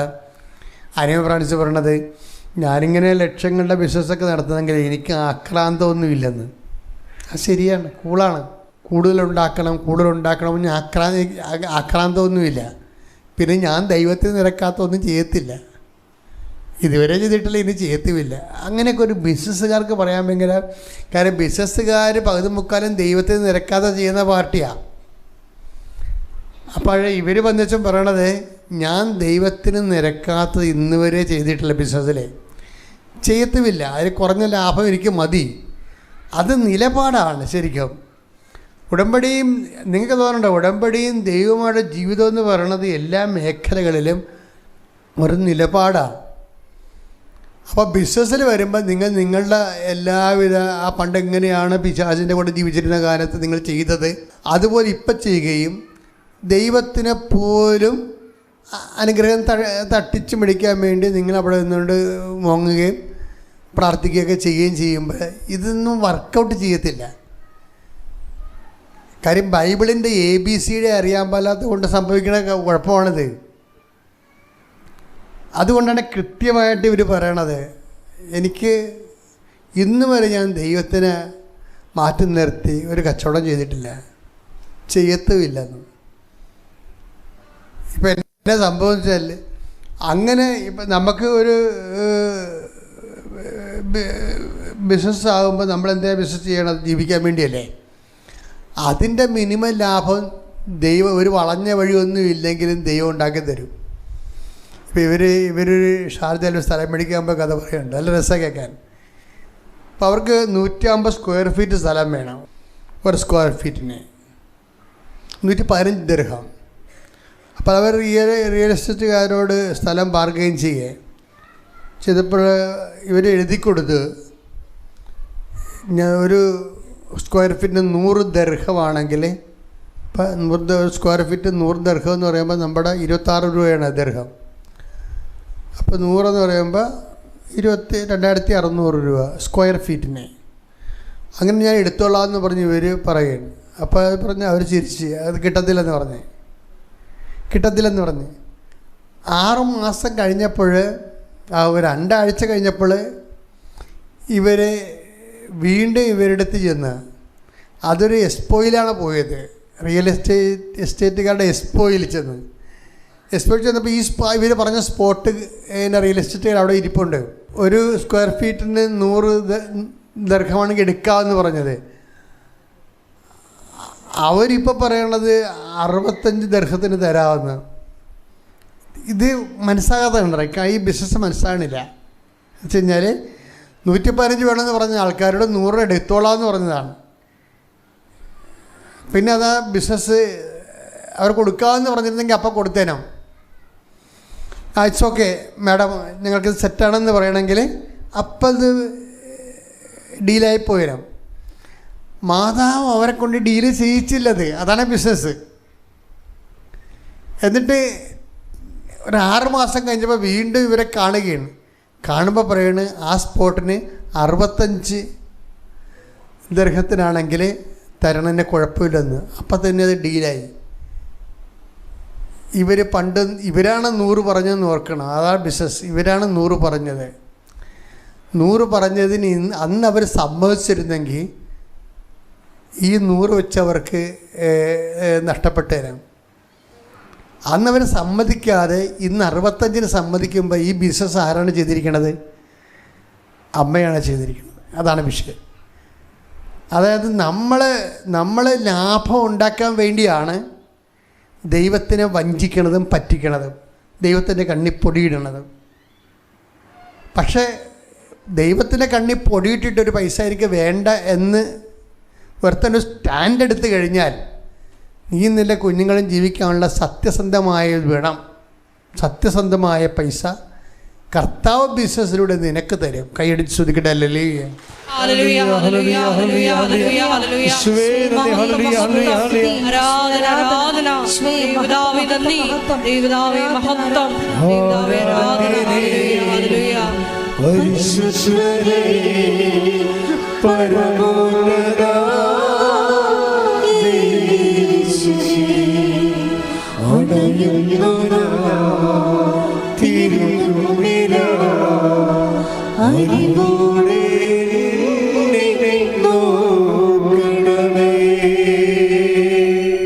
പരിശുദ്ധ പരമ ദിവ്യകാരുണ്യത്തിന് എന്നേരവും ആരാധനയും സ്തുതിയും പുകഴ്ചയും ഉണ്ടായിരിക്കട്ടെ. എപ്പോഴും നിങ്ങൾ 5 പുതുക്കി 10 പുതുക്കി, ഞാൻ ഇന്ന് കഴിഞ്ഞ ദിവസങ്ങളിൽ 25 പുതുക്കിയ ഒരു മോളൊക്കെ ഉണ്ട്. അവൾ ഇടിവെട്ട് സാക്ഷിയാണ് പാർട്ടി, അവർ സംശയമില്ല. അവർ ഒരു ലോക ഉടമ്പടിക്കാരത്തിയാണ്. പക്ഷെ എന്നാലും ഞാൻ എപ്പോഴും ചിന്തിക്കണത്, ഈ പ്രോസസ്സിങ്ങിലൂടെ പോയില്ലെങ്കിൽ കുറച്ച് കഴിയുമ്പോൾ നമുക്ക് ഈ പറഞ്ഞ ഈ എണ്ണത്തിൻ്റെ ഒരു ഗുണമേന്മ, ഇത് ക്വാണ്ടിറ്റി അല്ലേ? ക്വാണ്ടിറ്റി എന്താണ്? എണ്ണപ്പെരുപ്പത്തിനേക്കാൾ ഉപരി ഗുണമേന്മയിലേക്കാണ് ഉടമ്പടി വരേണ്ടത്. ശരിക്കും പറഞ്ഞാൽ എണ്ണ ഈ മാസം നിങ്ങൾക്ക് പുതുക്കാൻ പറ്റും 3 മാസം കൂടുമ്പോൾ, പക്ഷെ അത്രയും ഉടമ്പടി ക്വാളിറ്റി നിങ്ങൾക്കുണ്ട്. അപ്പോൾ ഉടമ്പടി ക്വാളിറ്റി എന്താണ്? ഒന്നാമത്തത് ചെങ്കടലിലൂടെ കടക്കണം. രണ്ടാമത്തെ ഉടമ്പടി ക്വാളിറ്റി എന്താണ്? ചെങ്കടലിലൂടെ കടന്നിട്ട് പിന്നെ എങ്ങനെയാണ് സീനായി മരുഭൂമിയിലേക്കാണ് ഇവർ പ്രവേശിക്കുന്നത്. മരുഭൂമി എന്തിൻ്റെ ചിഹ്നമാണ്? മരുഭൂമി ഒരു പ്രൊസീജിയറാണ്, രണ്ടാമത്തെ പ്രൊസീജിയറാണ്. അതെന്തിൻ്റെതാണ്? നിയമാവർത്തനം എടുത്തേ. നിയമാവർത്തനം 8:2. നിങ്ങളുടെ ദൈവമായ കർത്താവ് നിങ്ങളെ എളിമപ്പെടുത്താനും തന്റെ കൽപ്പനകൾ അനുസരിക്കുമോ ഇല്ലയോ എന്നറിയാൻ നിങ്ങളെ പരീക്ഷിച്ച് നിങ്ങളുടെ ഹൃദയ വിചാരങ്ങൾ മനസ്സിലാക്കാനും വേണ്ടി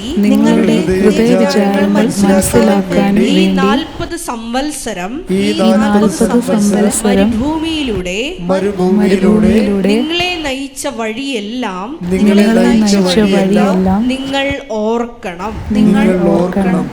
ഈ പ്രൊസീജിയർ എല്ലാം ഓർക്കണമെന്നാണ് പറയാം. ഇടയ്ക്കിടയ്ക്ക് കടന്നു പോകുന്ന പ്രൊസീജിയറിനെ കുറിച്ചൊക്കെ ഇടയ്ക്കൊക്കെ ഒരു ഹോംവർക്ക് ചെയ്യണത് നല്ലതാണ്.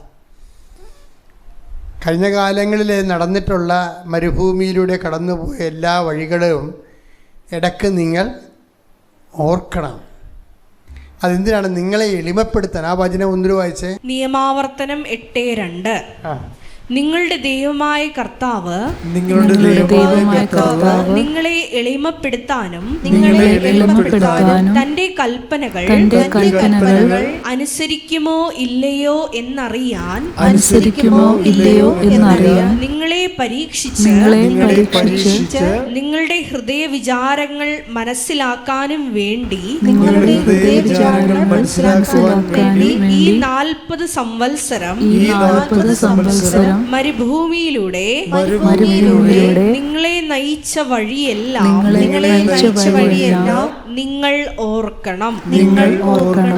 ഇപ്പം എളിമപ്പെടുത്തുക എന്നുള്ളത് പ്രൊസീജിയറിൻ്റെ ഭാഗമാണ്.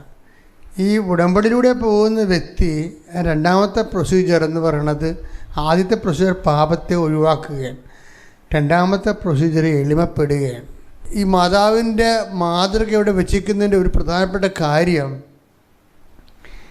നിങ്ങൾക്കിത് പറ്റുന്നില്ലെങ്കിൽ അമ്മയോട് നിങ്ങൾ ചോദിക്കണം. അമ്മ അവിടുന്ന് ദാസിയുടെ വിനീത അവസ്ഥ തെക്കൺ പാർത്തില്ലേ, എന്നെ വിനയപ്പെടുത്തണം, പ്രാർത്ഥിക്കണം. ഈ വിനയം ഇല്ലെന്നൊന്നുമില്ല, ദൈവത്തിൻ്റെ മുമ്പിലുള്ള ഒരുമാരപ്പെട്ട അഭിനയമാണ് നിങ്ങളുടെ വിനയം. പല ആൾക്കാരുടെയും യഥാർത്ഥ വിനയം, ഞാൻ വളരെ അപൂർവ ആൾക്കാർക്ക് വിനയം കണ്ടിട്ടുള്ളൂ. അവരുടെ എല്ലാവരുടെയും അവരുടെ ഈഗോയെ, ചിലപ്പോൾ ഞാനോടത്ത് ഇൻക്ലൂഡിങ് മൈസെൽഫ്, ഞാൻ എന്നെ വളരെ ക്രിട്ടിക്കലായിട്ട് നോക്കുന്ന ആളാണ്. നമ്മുടെ ഈഗോയെ ഡയറക്റ്റ് ഹർട്ട് ചെയ്യുന്ന ഒരു സ്ഥലത്ത് പോകാൻ നമ്മൾ ഉടനെ അലാമാകും. ഉടനെ നമ്മുടെ ഈഗോയെ ഡയറക്റ്റ് ഹർട്ട് ചെയ്യുന്ന ഒരിടത്ത് വന്നു കഴിഞ്ഞാൽ മാത്രമേ നമുക്ക് എളിമയുണ്ടോ ഇല്ലയോ എന്ന് മനസ്സിലാകത്തുള്ളൂ. അല്ലെ മനസ്സിലാകത്തില്ല. നമ്മൾ ദൈവദിനസ്ഥനെ കാട്ടിക്കൂട്ടുന്ന എളിമത്തത്തിൻ്റെ ഒരു അഭ്യാസ വേർഷനില്ലേ, അതൊന്നുമല്ല ഞാൻ പറയണത്. മറിച്ച് നമ്മളുടെ ഈഗോയെ എവിടെയെങ്കിലും ആരെങ്കിലും ഹർട്ട് ചെയ്യുന്ന കണ്ടാൽ നമ്മൾ ഈ നമ്മൾ 280 എന്ന് പറയുന്നത് അണലിപ്പാമ്പിനെ കുറിച്ച് എന്താ പറയണത്? 280 എന്നൊക്കെ വിളിക്കണില്ല ആ സാധനത്തിന്. വെച്ചാൽ 280 ഡിഗ്രി ആ സാധനം തിരിയുമെന്നാണ് പറയണത്. കടിക്കാൻ വേണ്ടി കോബ്രയേക്കാൾ ഭയങ്കര സാധനമാണ് അണലിപ്പാമ്പ്. പണ്ട് ഇവിടെ ഒരു അണലിപ്പാമ്പ് വന്നിരുന്നു വെളുപ്പിന്. മാതാവിൻ്റെ അടുത്ത് വന്നിട്ട് അത് ഉറച്ചു പോയി. ഇവിടെ ഇരിക്കുകയായിരുന്നു അണലിപ്പാമ്പ്, വലിയത്, ഇത്രയും വണ്ണമുള്ള, ഇത്രയും നീളമുള്ള. അവൻ അവിടെ നിന്ന് എങ്ങോട്ട് ഇറങ്ങി വന്നു വെച്ചാൽ ഇവിടെ വന്ന് കയറി അവിടെ നിന്ന് സ്റ്റൊക്കായിപ്പോയി. അപ്പോൾ ഈ സംഭവത്തിന് വെച്ചാൽ അവനെ തൊട്ടാൽ അവൻ പെട്ടെന്നിങ്ങനെ ഇപ്പം കറങ്ങിയടിക്കും. അതുപോലെയാണ് പല ആൾക്കാരുടെയും വിഷയം. ഈഗോയുടെ കാര്യത്തിൽ അണലിപ്പാമ്പുകളാണ്. അതുകൊണ്ടാണ് ഈ അണലി വളരെ ബൈബിള് അണലി സന്തതികളെ എന്നൊക്കെ വിളിക്കണില്ലേ, അണലി സന്തതികളെ. അപ്പോൾ ദൈവം അഡ്രസ്സ് ചെയ്യാൻ അനുതാപത്തിന് മുമ്പ് മനുഷ്യൻ്റെ അവസ്ഥയെ സൂചിപ്പിക്കാൻ ദൈവം ഉപയോഗിച്ച വാക്കാണ് അണലിയെന്ന്. എന്നുവെച്ചാൽ എല്ലാ സ്ഥലത്തേക്കും തിരിഞ്ഞ് കടിക്കാൻ ഈ സാധനത്തിന് അറിയാം, എല്ലാ സ്ഥലത്തേക്കും. ഈ പ്രൊസീജിയറിലൂടെ പോകുമ്പോൾ ഉടമ്പടി 2ാമത്തെ ഘട്ടമായ മരുഭൂമിയിലൂടെ കടന്നു പോകുമ്പോൾ അതുകൊണ്ട് ഉദ്ദേശിക്കുന്ന ഫ്രൂട്ട്സ് എളിമപ്പെടലാണ്. മറുഭാഗവും ശരിയാകാൻ സാധ്യതയുണ്ട് എന്ന് നമ്മൾ മനസ്സിലാക്കുകയും, അപ്പം മനസ്സിലായില്ലെങ്കിലും പിന്നീട് മനസ്സിലാകുമ്പോൾ അപ്പോളജി ചെയ്യാൻ അപ്പം മനസ്സിലാകത്തില്ല, പിന്നീട് മനസ്സിലാകും. പക്ഷെ ചെന്ന് പറയത്തില്ല, എടാ അത് അങ്ങനെ പറ്റിപ്പോയി കേട്ടാ, ഞാൻ ഓർത്ത് ഇങ്ങനെയാണെന്ന് പറയത്തില്ല. പറഞ്ഞാൽ പിന്നെ ഈഗോയെ ഹർട്ട് ചെയ്യത്തില്ല. ഇവരുടെ ഈഗോ വീണ്ടും അവിടെ മുമ്പിൽ ഞാൻ താഴ്ന്നെല്ലാം വിചാരിച്ചുകൊണ്ട് താഴ്ന്ന് പോകണമെല്ലാം വിചാരിച്ചുകൊണ്ട് പറയത്തില്ല. അപ്പോൾ ഈ ആൾക്കാരാണ് ഈ ഉടമ്പടി എടുത്ത് വെച്ചിരിക്കുന്നത് മുഴുവനും. അതാണ് വിഷയം. അണലിപ്പാമ്പുകൾ ഒത്തിരി പേര് ഉടമ്പടി എടുത്തിട്ടുണ്ട്. അപ്പോൾ നമ്മൾ ഈ പ്രൊസീജിയറിലൂടെ പോകുന്നതെന്ന് നോക്കണം. ഒരു മരുഭൂമിയുണ്ട്, ജോലി കിട്ടാത്ത, തണൽമരമില്ലാത്ത, ഒരു അഡ്മിഷനും കിട്ടാത്ത ഒരു മരുഭൂമി. ആ മരുഭൂമിയിലൂടെ കടന്നു പോകുമ്പോൾ നമ്മൾക്കിപ്പോൾ ജോലി കിട്ടാത്ത, കല്യാണം ഒക്കാത്ത, വസ്തു വിൽക്കാത്ത, വരുമാനം കിട്ടാത്ത, ഒരു അഭയസ്ഥാനം കാണാത്ത ഒരു കാലത്തിനാണല്ലോ ഈ മരുഭൂമി എന്ന് പറയണത്. അല്ലാതെ എല്ലാവരെയും കൊണ്ട് യൂദയ മരുഭൂമി ഇടുന്ന പരിപാടിയൊന്നും അല്ലേ. നമ്മുടെ കാര്യങ്ങൾ വിചാരിക്കുന്ന സമയത്ത് നടക്കാതെ ലാഗ് ചെയ്ത് പോവുക. ഒരാഴ്ച കൊണ്ട് പോകേണ്ട കാര്യത്തിന് 40 വർഷം എടുക്കുക. അതല്ല മരുഭൂമി. ഞാൻ പറഞ്ഞില്ലേ, ഞാൻ ഈ മരുഭൂമി കൂടി പോയതാ, ബസ്സിനാണ് പോയത്. എല്ലാം കൂടി 8 മണിക്കൂറാണ് മറ്റേ എടുത്ത്. 8 മണിക്കൂറാണുള്ള ബസ്സിന്. നടക്കാനാണെങ്കിൽ ഒരു 3-4 ദിവസത്തെ യാത്രയേ ഉള്ളൂ. 3 ദിവസത്തെ യാത്ര. ഈ പിതാക്കന്മാർ നടന്നത് 40. അപ്പോൾ 28 വയസ്സ് നടത്തേണ്ട കല്യാണം 34 നടക്കണില്ലെങ്കിൽ അതാണ് മരുഭൂമി എന്ന് പറയണത്. ഇപ്പം മനസ്സിലായില്ലേ? 4 ദിവസം കൊണ്ട് പോകേണ്ട സ്ഥലത്ത് 40 ദിവസമായിട്ടും പോകാൻ പറ്റുന്നില്ലെങ്കിൽ മരുഭൂമിയാണ്. അപ്പം നിങ്ങൾ വിൽക്കാത്ത സ്ഥലം, നടക്കാത്ത കല്യാണം, കിട്ടാത്ത ജോലി, നിങ്ങൾ മരുഭൂമിയിലാണ്. ഇനി എന്താ ചെയ്യേണ്ടത്? ഇതിന് പ്രൊസീജിയറുണ്ട്. എന്താണ്? നിങ്ങൾ എളിമപ്പെടണം. എളിമപ്പെടണം എന്തിനാണെന്നറിയാം? എളിമപ്പെടണത് ഒന്നാമത്തിൽ നിങ്ങളുടെ ലക്ഷ്യങ്ങൾ തന്നെ അതിൻ്റെ അകത്ത് ഭയങ്കര ഈഗോ ഉണ്ടാവും. നിങ്ങൾ സെറ്റ് ചെയ്ത് വെച്ചിരിക്കുന്ന ലക്ഷ്യങ്ങളനുസരിച്ച് ദൈവം തന്നെ ഒന്നുമില്ല നിങ്ങൾ പറയണത്. നിങ്ങൾ രാജാവിൻ്റെ മകനാണ്. അതുകൊണ്ട് നിങ്ങൾ സെറ്റ് ചെയ്ത് വെച്ചിരിക്കുന്ന ലക്ഷ്യങ്ങൾ ദൈവം തരണം. അതല്ല നിങ്ങൾ പറയണത്. ഈ ലക്ഷ്യങ്ങളും നിങ്ങളും തമ്മിൽ യാതൊരു ബന്ധവും ഉണ്ടാകത്തില്ല. അതാണ് വിഷയം. അപ്പം നമ്മളെ സംബന്ധിച്ചിടത്തോളം നമ്മുടെ ഉള്ളിൽ തന്നെ ഈ മരുഭൂമി സൃഷ്ടിക്കണമല്ല, മരുഭൂമി നമ്മൾ തന്നെ ഉണ്ടാക്കിയെടുക്കുന്നതാണ് ഈ സാധനം. എന്ന് വെച്ചാൽ തെറ്റായ ചില ലക്ഷ്യങ്ങൾ വെച്ചുകൊണ്ട് ഇപ്പോൾ ഒരുത്തന്നെ 8ാം ക്ലാസ്സാണ് പഠിച്ചിരിക്കുന്നത്, അല്ല 10ാം ക്ലാസ് പഠിച്ചു. അവന് കട്ടായ നേഴ്സിനെ തന്നെ കല്യാണം കഴിക്കണം. അവൾക്ക് PR ഉണ്ടായിരിക്കണം. ഈ അണ്ണൻ എന്ന് കല്യാണം കഴിക്കാനാ? അണ്ണൻ മരുഭൂമി ഉണ്ടാക്കുകയാണേ. അപ്പോൾ ഈ 8ാം ക്ലാസ്സുകാരനെ കല്യാണം കഴിക്കണ നേഴ്സിൻ്റെ അവസ്ഥ എന്താ? PR ഉള്ള നേഴ്സിൻ്റെ അവസ്ഥ എന്താ? അത് ഇവൻ ചിന്തിക്കത്തില്ല. അവനെക്കുറിച്ച് മാത്രമേ ചിന്തിക്കത്തുള്ളൂ. സെറ്റ് ചെയ്ത് വെച്ചെങ്കിൽ ലക്ഷ്യത്തിലുള്ള ഈഗോ ഉണ്ടെങ്കിൽ മരുഭൂമി താനേ ഉണ്ടാകും. നിങ്ങൾ സെറ്റ് ചെയ്ത് വെച്ചിരിക്കുന്ന ലക്ഷ്യങ്ങളിൽ ഈഗോ ഉണ്ടെങ്കിൽ, അത് നിങ്ങൾക്ക് അർഹമല്ലാത്തതാണെങ്കിൽ നിങ്ങൾ ഉടനെ നിങ്ങളെ ലക്ഷ്യം ചേഞ്ച് ചെയ്യണം. ഇത് വെച്ച് വർക്ക് ചെയ്യാൻ പറ്റത്തില്ല. ഇതിനൊരു വിഷയം എന്ന് പറയുന്നത്, പിന്നെ ഇത് വെച്ചായിരിക്കും നിങ്ങൾ അതിനെ തന്നെ സ്റ്റിക്ക് ഓൺ ചെയ്തിരിക്കുമ്പോൾ നിങ്ങൾക്കിത് ടാലിയാകാതിരിക്കുകയും, അങ്ങനെ വരുമ്പോൾ കുറച്ച് കഴിയുമ്പോൾ എന്ത് പറ്റും? ഇത് ഇടിച്ച് നിൽക്കുകയുള്ളൂ സംഭവം. മരുഭൂമി ഇങ്ങനെ നീണ്ടു പോകും. പിതാക്കന്മാർക്ക് 40 വർഷമേ ഉള്ളൂ, നിങ്ങൾ ചിലപ്പോൾ 80 വർഷമാകും. നിങ്ങളുണ്ടാക്കണതാണത്, ദൈവം ഉണ്ടാക്കണതല്ല. ദൈവത്തിന് നിരക്കാത്ത, നിങ്ങളുടെ ഈഗോയെ സാറ്റിസ്ഫൈ ചെയ്യാൻ പറ്റിയ, നിങ്ങളുടെ സ്വന്തം ഫാബ്രിക്കേഷനിലായിട്ടുള്ള ലക്ഷ്യങ്ങളെ സെറ്റ് ചെയ്യുമ്പോൾ ഉണ്ടാക്കുന്ന മരുഭൂമിയാണിത്. പ്രാർത്ഥിക്കുക, കർത്താവ് ദൈവമേ, എന്നെക്കുറിച്ചുള്ള ദൈവഹിതമല്ലാത്ത പദ്ധതികളെ, കർത്താവിൻ്റെതല്ലാത്ത പദ്ധതികളെ വിട്ടുപേക്ഷിക്കാനും അങ്ങയുടെ വഴികളിലൂടെ സഞ്ചരിച്ചെത്തുവാനും എന്നെ സഹായിക്കണമേ. സ്തുതിക്കട്ടെ. ഹല്ലേലൂയ.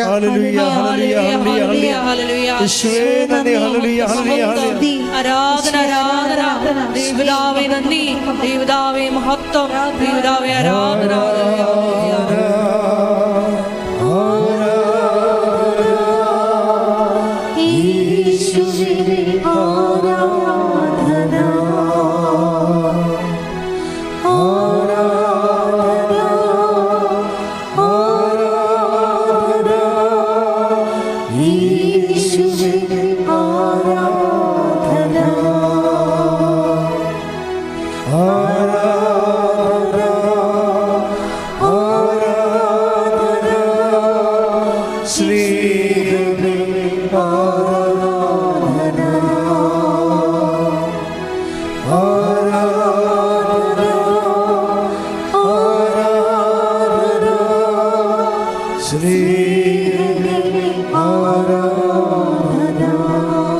പരിശുദ്ധ പരമദിവ്യകാരുണ്യത്തിന് ആരാധനയും സ്തുതിയും പുകഴ്ചയും ഉണ്ടായിരിക്കട്ടെ.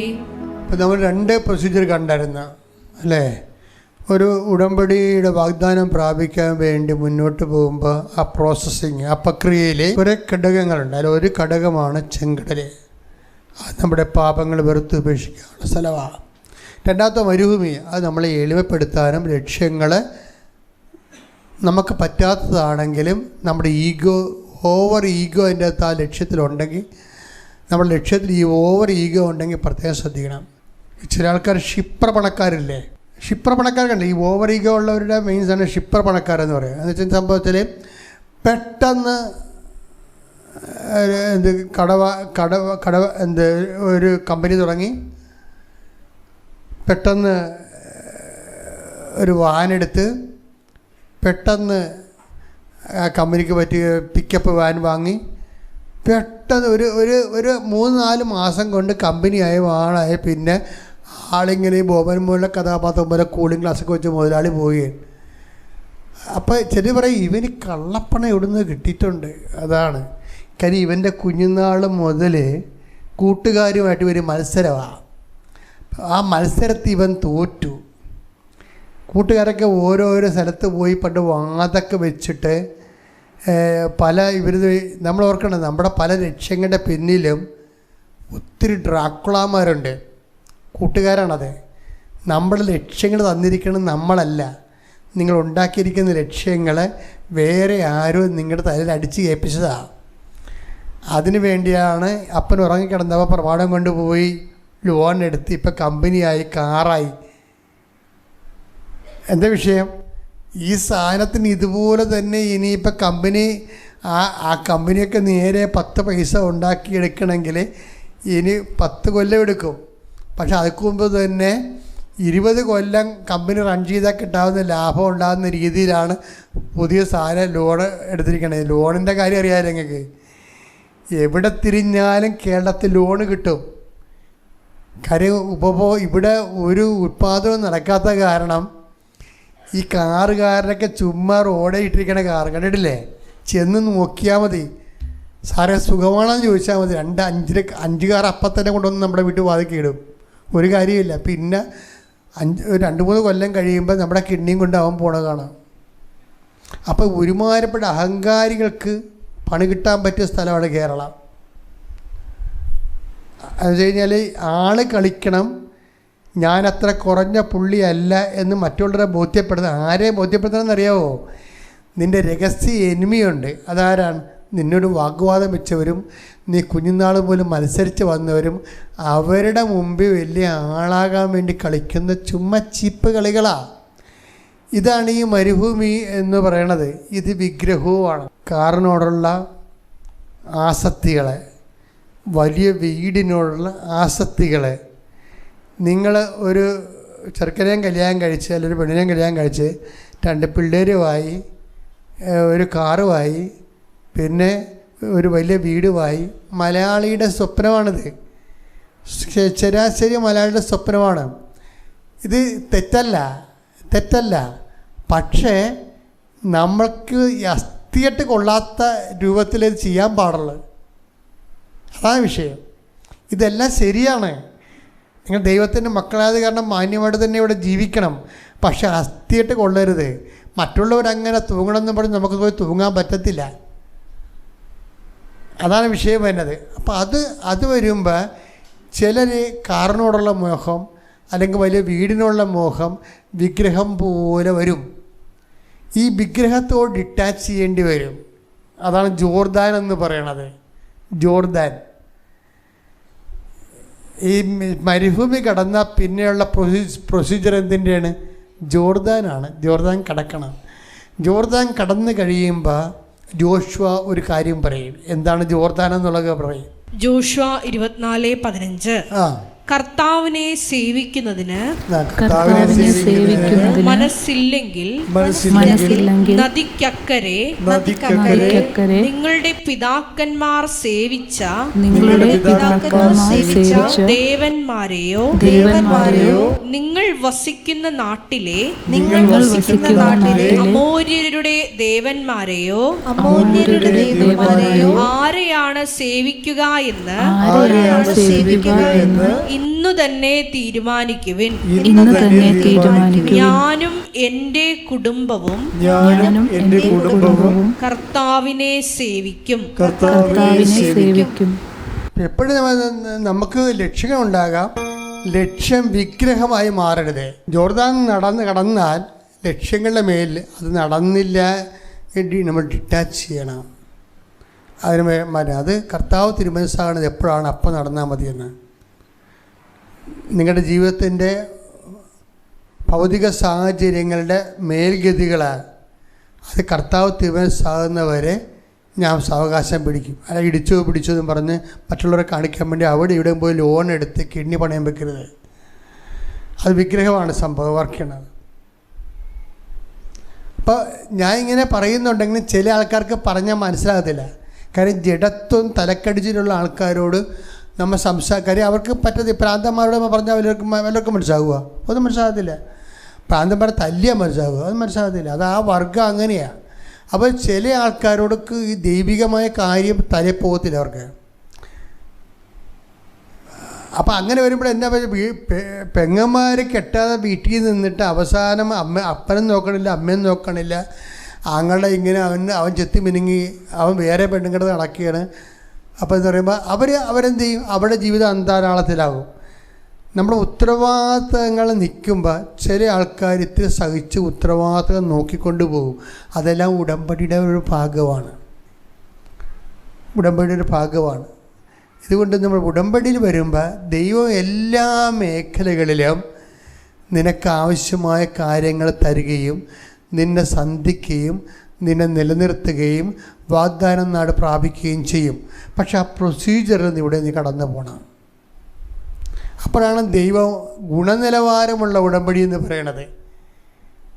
എണ്ണത്തിൽ കൂടുന്ന ഉടമ്പടിയേക്കാൾ ഉപരി ഗുണനിലവാരമുള്ള ഉടമ്പടി. അവസാനത്തത് എന്താണെന്ന് ജെറീക്കോയാണ്. അവസാനത്തെ ജെറീക്കോയാണ് അവസാനത്തെ പ്രൊസീജിയർ.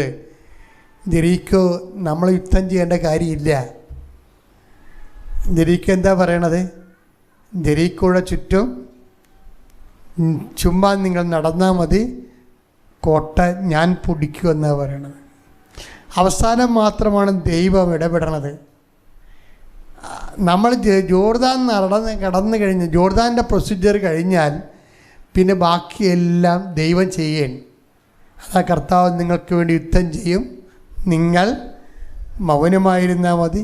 ഇത് ദൈവത്തിൻ്റെ യുദ്ധമാണെന്നൊക്കെ പറയുന്നില്ല. അപ്പോൾ അതിനടുത്ത് 2 ദിനവൃത്താന്തം 20:15 യഹസിയേൽ പറഞ്ഞു, യൂദായിലും ജെറുസലേമിലും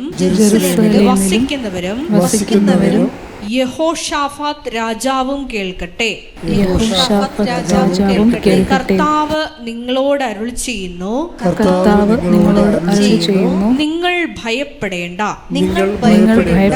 നിങ്ങളല്ല ദൈവമാണ് പൊരുതുന്നത്. നാളെ അവർക്കെതിരെ പുറപ്പെടുക. ഇത് ഉടമ്പടിയുടെ ഒരു 4-ാം ഘട്ടമാണത്. 1-ാം ഘട്ടം ചെങ്കടല്, 2-ാം ഘട്ടം മരുഭൂമി, 3-ാം ഘട്ടം ജോർദാൻ. ചെങ്കടലിൽ പാപങ്ങൾ ഒഴിവാക്കുന്നു നമ്മൾ, മരുഭൂമിയിൽ നമ്മൾ എളിമപ്പെടുന്നു, ജോർദാനിൽ നമ്മൾ വിഗ്രഹങ്ങളെ ഒഴിവാക്കുന്നു. ഓവർ അറ്റാച്ച്മെൻറ്റ് ആരോടാണ്? അതെല്ലാം മാറ്റുന്നു. ബാക്കിയുള്ള 4-ാമത്തേത് എന്താണ്? ജെറീക്കോയാണ്. ജെറീക്കോ യുദ്ധം ചെയ്യണത് ആരാണ്? ആരും യുദ്ധം ചെയ്യുന്നില്ല. വാഗ്ദാന പേടകവുമായി അവർ ജെറീക്കോ ചുറ്റും സഞ്ചരിക്കുകയേ ഉള്ളൂ. ജെറീക്കോ താനേ പൊടിയാണ് ചെയ്യണത്. Not by merit but by grace.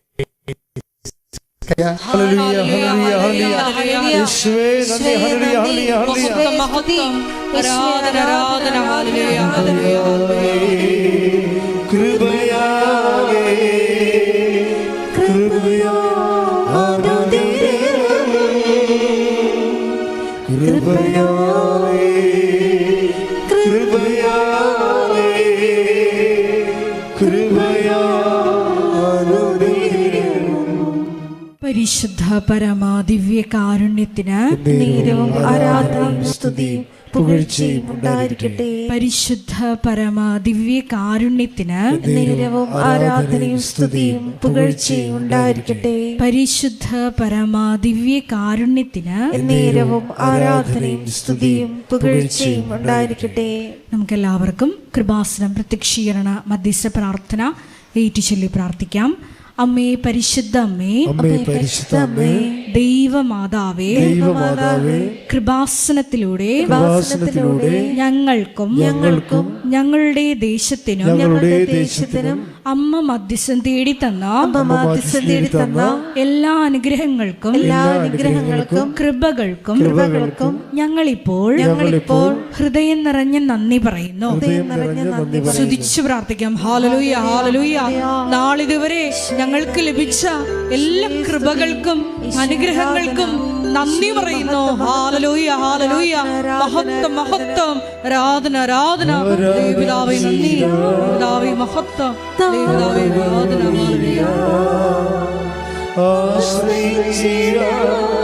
ദിവ്യകാരുണ്യത്തെ ആരാധിച്ചിര താടോളീര ആശ്രയിച്ചിര ദിവ്യകാരുണ്യത്തെ.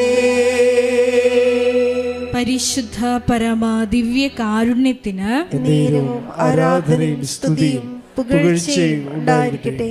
പരിശുദ്ധ പരമ ദിവ്യ കാരുണ്യത്തിന് നേരവും ആരാധനയും സ്തുതിയും പുകഴ്ചയും ഉണ്ടായിരിക്കട്ടെ. പരിശുദ്ധ പരമ ദിവ്യ കാരുണ്യത്തിന് നേരവും ആരാധനയും സ്തുതിയും പുകഴ്ചയും ഉണ്ടായിരിക്കട്ടെ. അമ്മേ പരിശുദ്ധ അമ്മേ, അമ്മേ പരിശുദ്ധ അമ്മേ, ദൈവമാതാവേ, ദൈവമാതാവേ, 2004 ഡിസംബർ 7-ാം തീയതി 2004 ഡിസംബർ 7-ാം തീയതി ഉച്ചകഴിഞ്ഞ് 2:30 ഉച്ചകഴിഞ്ഞ് 2:30 കൃപാസനത്തിൽ സംഭവിച്ച അമ്മയുടെ പ്രത്യക്ഷപ്പെടലിനെ കുറിച്ച് തിരുസഭയ്ക്ക് സമർപ്പിച്ചിരിക്കുന്ന പഠനരേഖകളുടെ മേൽ വസ്തുനിഷ്ഠവും ദൈവശാസ്ത്ര വിധി പ്രകാരമുള്ളതുമായ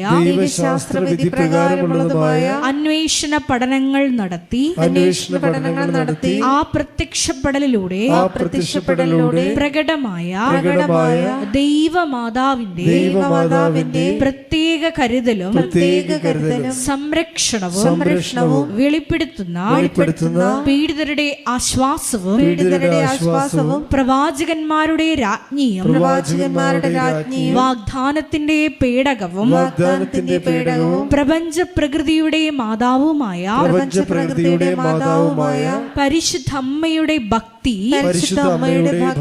തിരുസഭയിൽ കൂടുതൽ പ്രചരിച്ച് ജീവിതത്തിന്റെ ദുരിത ദുരന്ത അവസ്ഥകളിൽ അകപ്പെട്ട് കഴിയുന്ന അനേകായിരം മക്കൾക്ക് ദൈവത്തിന്റെ സാന്നിധ്യവും സന്ധിപ്പും കൂടുതൽ അനുഭവിക്കുക വഴി ആത്മീയ വിശുദ്ധിയും ദൈവശക്തിയും കൈവരിക്കുവാൻ ഞങ്ങളുടെ കുടുംബങ്ങളെ ഇടയാക്കണമേ. സ്തുതിച്ചു പ്രാർത്ഥിക്കാം. ഹല്ലേലൂയ, ഹല്ലേലൂയ, ഹല്ലേലൂയ.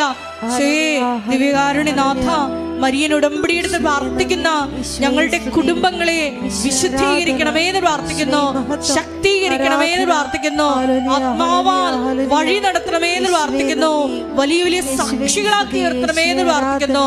ഹല്ലേലൂയ, ഹല്ലേലൂയ. ദൈവപിതാവേ നന്ദി, ദൈവപിതാവേ മഹത്വം, ദൈവപിതാവേ ആരാധന.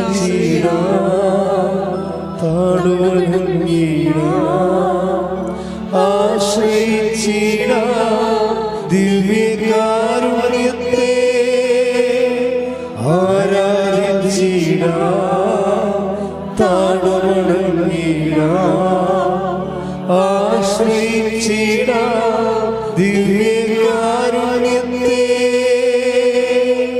പരിശുദ്ധ പരമ ദിവ്യ കാരുണ്യത്തിന് ആരാധനയും സ്തുതിയും പുകഴ്ചയും ഉണ്ടായിരിക്കട്ടെ. പരിശുദ്ധ പരമ ദിവ്യ കാരുണ്യത്തിന് ആരാധനയും സ്തുതിയും പുകഴ്ചയും ഉണ്ടായിരിക്കട്ടെ. പരിശുദ്ധ പരമ ദിവ്യ കാരുണ്യത്തിന് ആരാധനയും സ്തുതിയും പുകഴ്ചയും ഉണ്ടായിരിക്കട്ടെ. അമ്മേ പരിശുദ്ധ അമ്മേ, അമ്മേ പരിശുദ്ധ അമ്മേ, ഭൂസ്വർലോകങ്ങളുടെ രാജ്ഞിയായ അങ്ങേയ്ക്ക് ഭൗമ സംരക്ഷണത്തിനായി പ്രപഞ്ച പ്രകൃതിയെ തന്നെ തിരുസഭ പ്രതിഷ്ഠിക്കുവാൻ ഈ പ്രത്യക്ഷീകരണം വഴി ഇടയാക്കണമേ. പരിശുദ്ധ അമ്മേ, ജപമാല മാതാവേ, സകല കൃപാസനം പ്രാർത്ഥനകളോടും ചേർത്ത്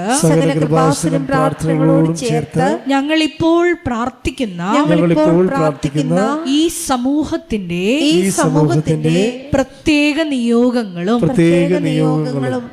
മൗനമായിട്ട് നമ്മുടെ വ്യക്തിപരമായ പ്രാർത്ഥനാ വിഷയങ്ങളും സമാനമായിട്ടുള്ള ജീവിത ദുരിതങ്ങളിലൂടെ കടന്നു പോകുന്ന മക്കളെയും കൃപാസനത്തിൽ ജീവനോടെ പ്രത്യക്ഷയായ ദൈവമാതാവിൻ്റെ മധ്യസ്ഥയിൽ ദിവ്യകാരുണ്യ സന്നിധിയിൽ സമർപ്പിച്ച് നമുക്കൊരു നിമിഷം പ്രാർത്ഥിക്കാം.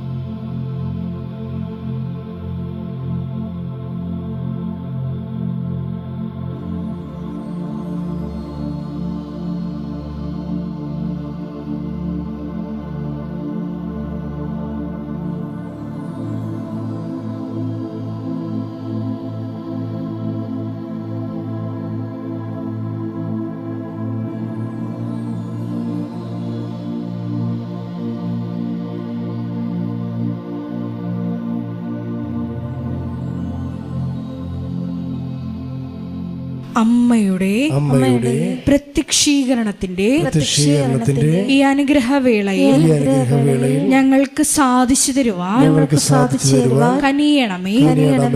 ആമേൻ. ആമേൻ. സ്തുതിച്ചു പ്രാർത്ഥിക്കാം. ഹല്ലേലൂയ, ഹല്ലേലൂയ, ഹല്ലേലൂയ, ഹല്ലേലൂയ. ഒരിക്കൽ കൂടി നാളിതുവരെ കൃപാസനത്തിൽ വന്ന് മരിയൻ ഉടമ്പടിയെടുത്ത് പ്രാർത്ഥിച്ചു പോയിട്ടുള്ള മുഴുവൻ മക്കളെയും, ഓൺലൈനായി ഉടമ്പടിയെടുത്ത് പ്രാർത്ഥിക്കുന്ന മക്കളെയും, ലൈറ്റ് ക്യാൻഡിൽ പ്രയർ വഴിയായിട്ടും അവർ ഡെയിലി ബ്രെഡ് പ്രാർത്ഥനയിലൂടെയും എല്ലാം തങ്ങളുടെ നിയോഗങ്ങൾ സമർപ്പിക്കുന്ന ഓരോ മക്കളുടെയും വ്യക്തിപരമായ ആവശ്യങ്ങളെ ഞങ്ങൾ ഈ അൾത്താരയിൽ സമർപ്പിച്ച് പ്രാർത്ഥിക്കുന്നു.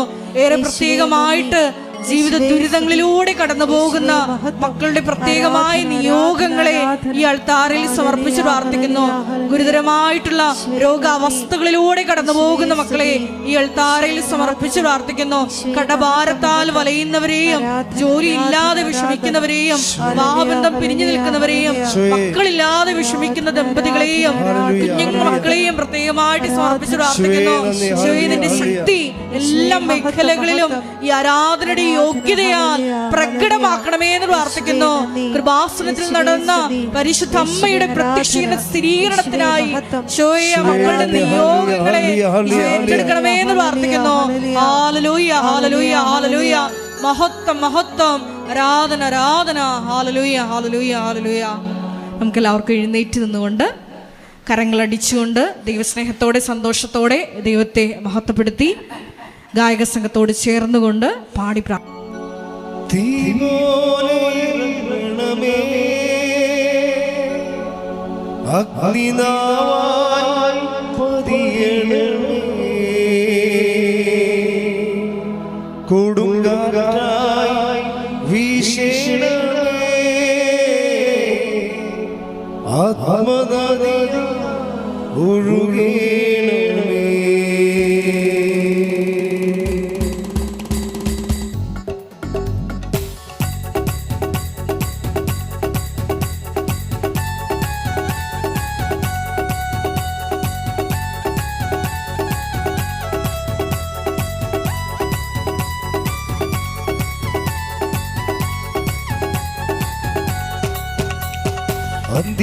അന്ത്യകാലാഭിഷേകം സകല ജനത്തിന്മേ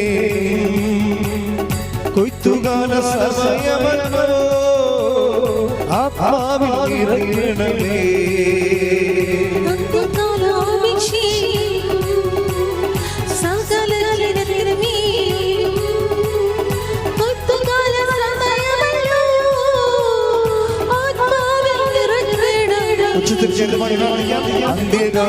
അന്ത്യകാലാഭിഷേകം സകല ജനത്തിന്മേ കൊയ്ത്തുകാല സമയമല്ലോ ആത്മാവിൽ ഇറങ്ങണമേ. തീ പോലെ ഇറങ്ങണമേ, അഗ്നിനാളായി പതിയണമേ, കൊടുങ്കാറ്റായി വീശണമേ, ആത്മനദിയായി ഒഴുകണമേ. തീ പോലെ ഇറങ്ങണമേ, അഗ്നിനാളായി പതിയണമേ, കൊടുങ്കാറ്റായി വീശണമേ, ആത്മനദിയായി ഒഴുകണമേ. സ്തുതിക്കട്ടെ. ഹല്ലേലൂയ, ഹല്ലേലൂയ. യേശുവേ, ഹല്ലേലൂയ, ഹല്ലേലൂയ,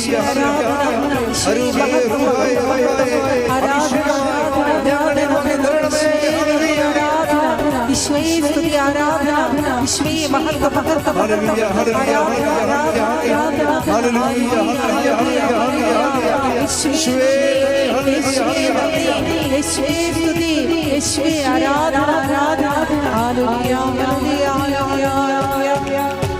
അസ്ഥിയുടെ താഴ്വരയിൽ ഒരു സൈന്യത്തെ ഞാൻ കാണുന്നു. അധികാരം പകരണമേ, ഇനി പ്രവചന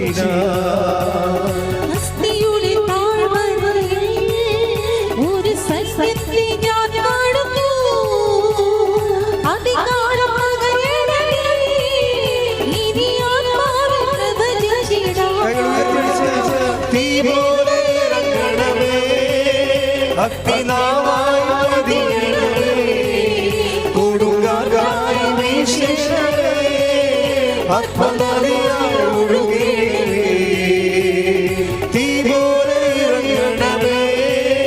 അഗ്നിനാവായ കൊടുങ്കാറ്റായ വീശണമേ. ആത്മനദിയായി ഒഴുകി. സ്തുതിക്കട്ടെ സ്തുതിക്കട്ടെ. ഹല്ലേലൂയ ഹല്ലേലൂയ ഹല്ലേലൂയ ഹല്ലേലൂയ.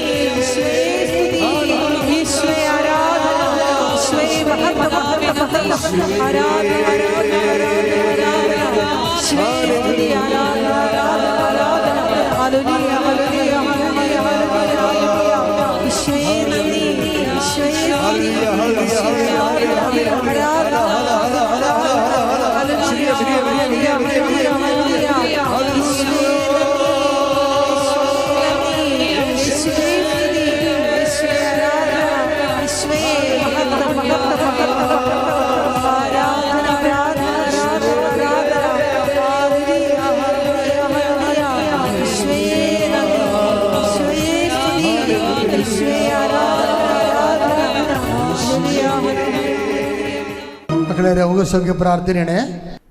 കൈകൾ കൂപ്പി രോഗമുള്ളിടത്ത് കൈകൾ മാറ്റി മാറ്റി വെച്ച്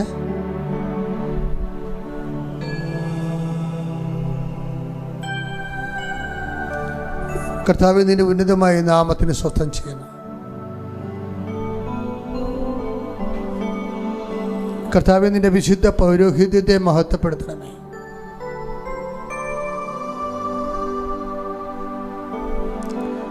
കർത്താവേ, സഭയിലുള്ള സാന്നിധ്യം പ്രകടമാക്കണമേ. 40 വർഷം ഞാൻ അർപ്പിച്ച കുർബാനയുടെ യോഗ്യതയാൽ, കൃപാസമർത്താറെ ജീവനോടെ പ്രത്യക്ഷപ്പെട്ട പരിശുദ്ധ അമ്മയുടെ പ്രത്യക്ഷീകരണത്തിന്റെ ശക്തിയാൽ നിന്റെ തിരുമുറിവാർന്ന് വലത്തുകരം അനുഗ്രഹത്തിന്റെ വലത്തുകരം അങ്ങനെ മക്കളുടെ ശിരസിൽ വെക്കണമെന്ന് പ്രാർത്ഥിക്കുന്നു. ശ്രദ്ധിക്കട്ടെ. ഹല്ലേലൂയ ഹല്ലേലൂയ ഹല്ലേലൂയ ഹല്ലേലൂയ ഹല്ലേലൂയ. ആരാധന ഹല്ലേലൂയ ഹല്ലേലൂയ. ആരാധന മഹത്വം മഹത്വം. ആരാധന ആരാധന ഹല്ലേലൂയ ഹല്ലേലൂയ. ആരാധന ഹല്ലേലൂയ. സദയം തുടരേ സുഖമായി എന്റെ ഉള്ളം അരികിൽ വരേണേ. സദയം തുടരേ സുഖമായി എന്റെ ഉള്ളം. അച്ഛനോട് ചേർന്ന് പ്രാർത്ഥി. കർത്താവായ ദൈവമേ, കർത്താവായ ദൈവമേ, ഉച്ചമുള്ളങ്കാൽ വരെ ഉച്ചി മുതൽ ഉള്ളങ്കാൽ വരെ കർത്താവിന്റെ രക്തം പടരട്ടെ. കർത്താവിന്റെ രക്തം പടരട്ടെ. എല്ലാ കോശങ്ങളിലും എല്ലാ കോശങ്ങളിലും പേശികളിലും അസ്ഥിക്കുഴകളില് അസ്ഥിക്കുഴകളില് അസ്ഥിഞരമ്പുകളില് അസ്ഥിഞരമ്പുകളില് ശരീരകോശങ്ങളില് എല്ലാ കോശങ്ങളിലും ആന്തരിക അവയവങ്ങളില് കർത്താവിന്റെ രക്തം പടരട്ടെ. കർത്താവിന് ഉന്നതമായ നാമത്തിൽ, സഭയുടെ അധികാരത്തിൽ, കുരിശിന്റെ അടയാളത്തിൽ, ദൈവത്തിന്റെ ശക്തിയാൽ മാരക രോഗങ്ങൾ, തീരാവേദികള് യേശുവിന്റെ നാമത്തിൽ മാറിപ്പോകട്ടെ. ശ്രദ്ധിക്കട്ടെ. ഹല്ലേലൂയ ഹല്ലേലൂയ ഹല്ലേലൂയ ഹല്ലേലൂയ ഹല്ലേലൂയ. യേശുവേ നന്ദി. ഹല്ലേലൂയ ഹല്ലേലൂയ ഹല്ലേലൂയ. നാമത്തെ ഈ ആരാധനയിലൂടെ വീണ്ടും വീണ്ടും മഹത്വപ്പെടുത്തണമേ. Hallelujah hallelujah. സദയം തുടരേ സുഖമായി എന്റെ ഉള്ളം അരികിൽ വരേണേ. സദയം തുടരേ സുഖമായി എന്റെ ഉള്ളം. മക്കളെ, ജോലിയില്ലാത്തവര്, ഭവനരഹിതര്, പരീക്ഷ എഴുതാൻ പോകുന്നവര്, നല്ല റിസൾട്ട് പ്രതീക്ഷിക്കുന്നവര്, പുതിയ പഠനങ്ങൾക്ക് വേണ്ടി ചേർന്നിട്ടുള്ളവര്, ജപ്തി നടപടിയെ അഭിമുഖീകരിക്കുന്നവര്, യാത്രയ്ക്ക് ഒരുങ്ങുന്നവര്, ഈ ആഴ്ചയിൽ ചെയ്തു തീർക്കേണ്ട ജോലികളെ, കണ്ടുമുട്ടേണ്ട വ്യക്തികൾ, തീർക്കേണ്ട ഉത്തരവാദിത്തങ്ങളുടെ മേലെല്ലാം ദൈവത്തിൻ്റെ കൃപയുണ്ടാകാൻ വേണ്ടി സ്തുതിക്കട്ടെ. ഹല്ലേലൂയ. ഹല്ലേലൂയ, ഹല്ലേലൂയ, ഹല്ലേലൂയ, ഹല്ലേലൂയ. മഹത്വം, മഹത്വം. ആരാധന, ആരാധന. ദൈവപിതാവേ നന്ദി, ദൈവപിതാവേ മഹത്വം, ദൈവപിതാവേ ആരാധന. ഹല്ലേലൂയ, ഹല്ലേലൂയ.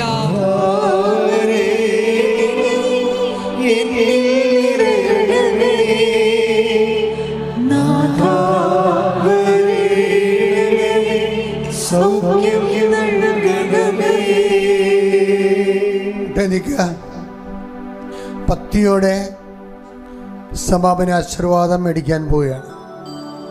കർത്താവേ, അങ്ങയുടെ അവകാശവും ഓക്കിനുമായി ഞങ്ങളുടെ മക്കളെ കൈകൾ കൂപ്പി ഈ തീർത്ഥാടനത്തിലും ഓൺലൈനിലും പ്രാർത്ഥിച്ചുകൊണ്ടിരിക്കുന്നു. അങ്ങയുടെ തിരുമുറിവാള നാണിപ്പെടുത്താൻ അത്ഭുതകർത്താൽ ഓരോ മകനെയും മകളെയും അനുഗ്രഹിക്കണം. ഈ ആഴ്ചയിൽ ഈ മാസം നടന്നു തീർക്കേണ്ട ഉത്തരവാദിത്തങ്ങൾ പൂർണ്ണമായി പരിഹരിക്കാനുള്ള ആവശ്യമായ ദൈവിക ശക്തി മക്കളിലേക്ക് ആവശ്യിക്കട്ടെ. ശ്രദ്ധിക്കട്ടെ. ഹല്ലേലൂയ, ഹല്ലേലൂയ, ഹല്ലേലൂയ, ഹല്ലേലൂയ, ഹല്ലേലൂയ.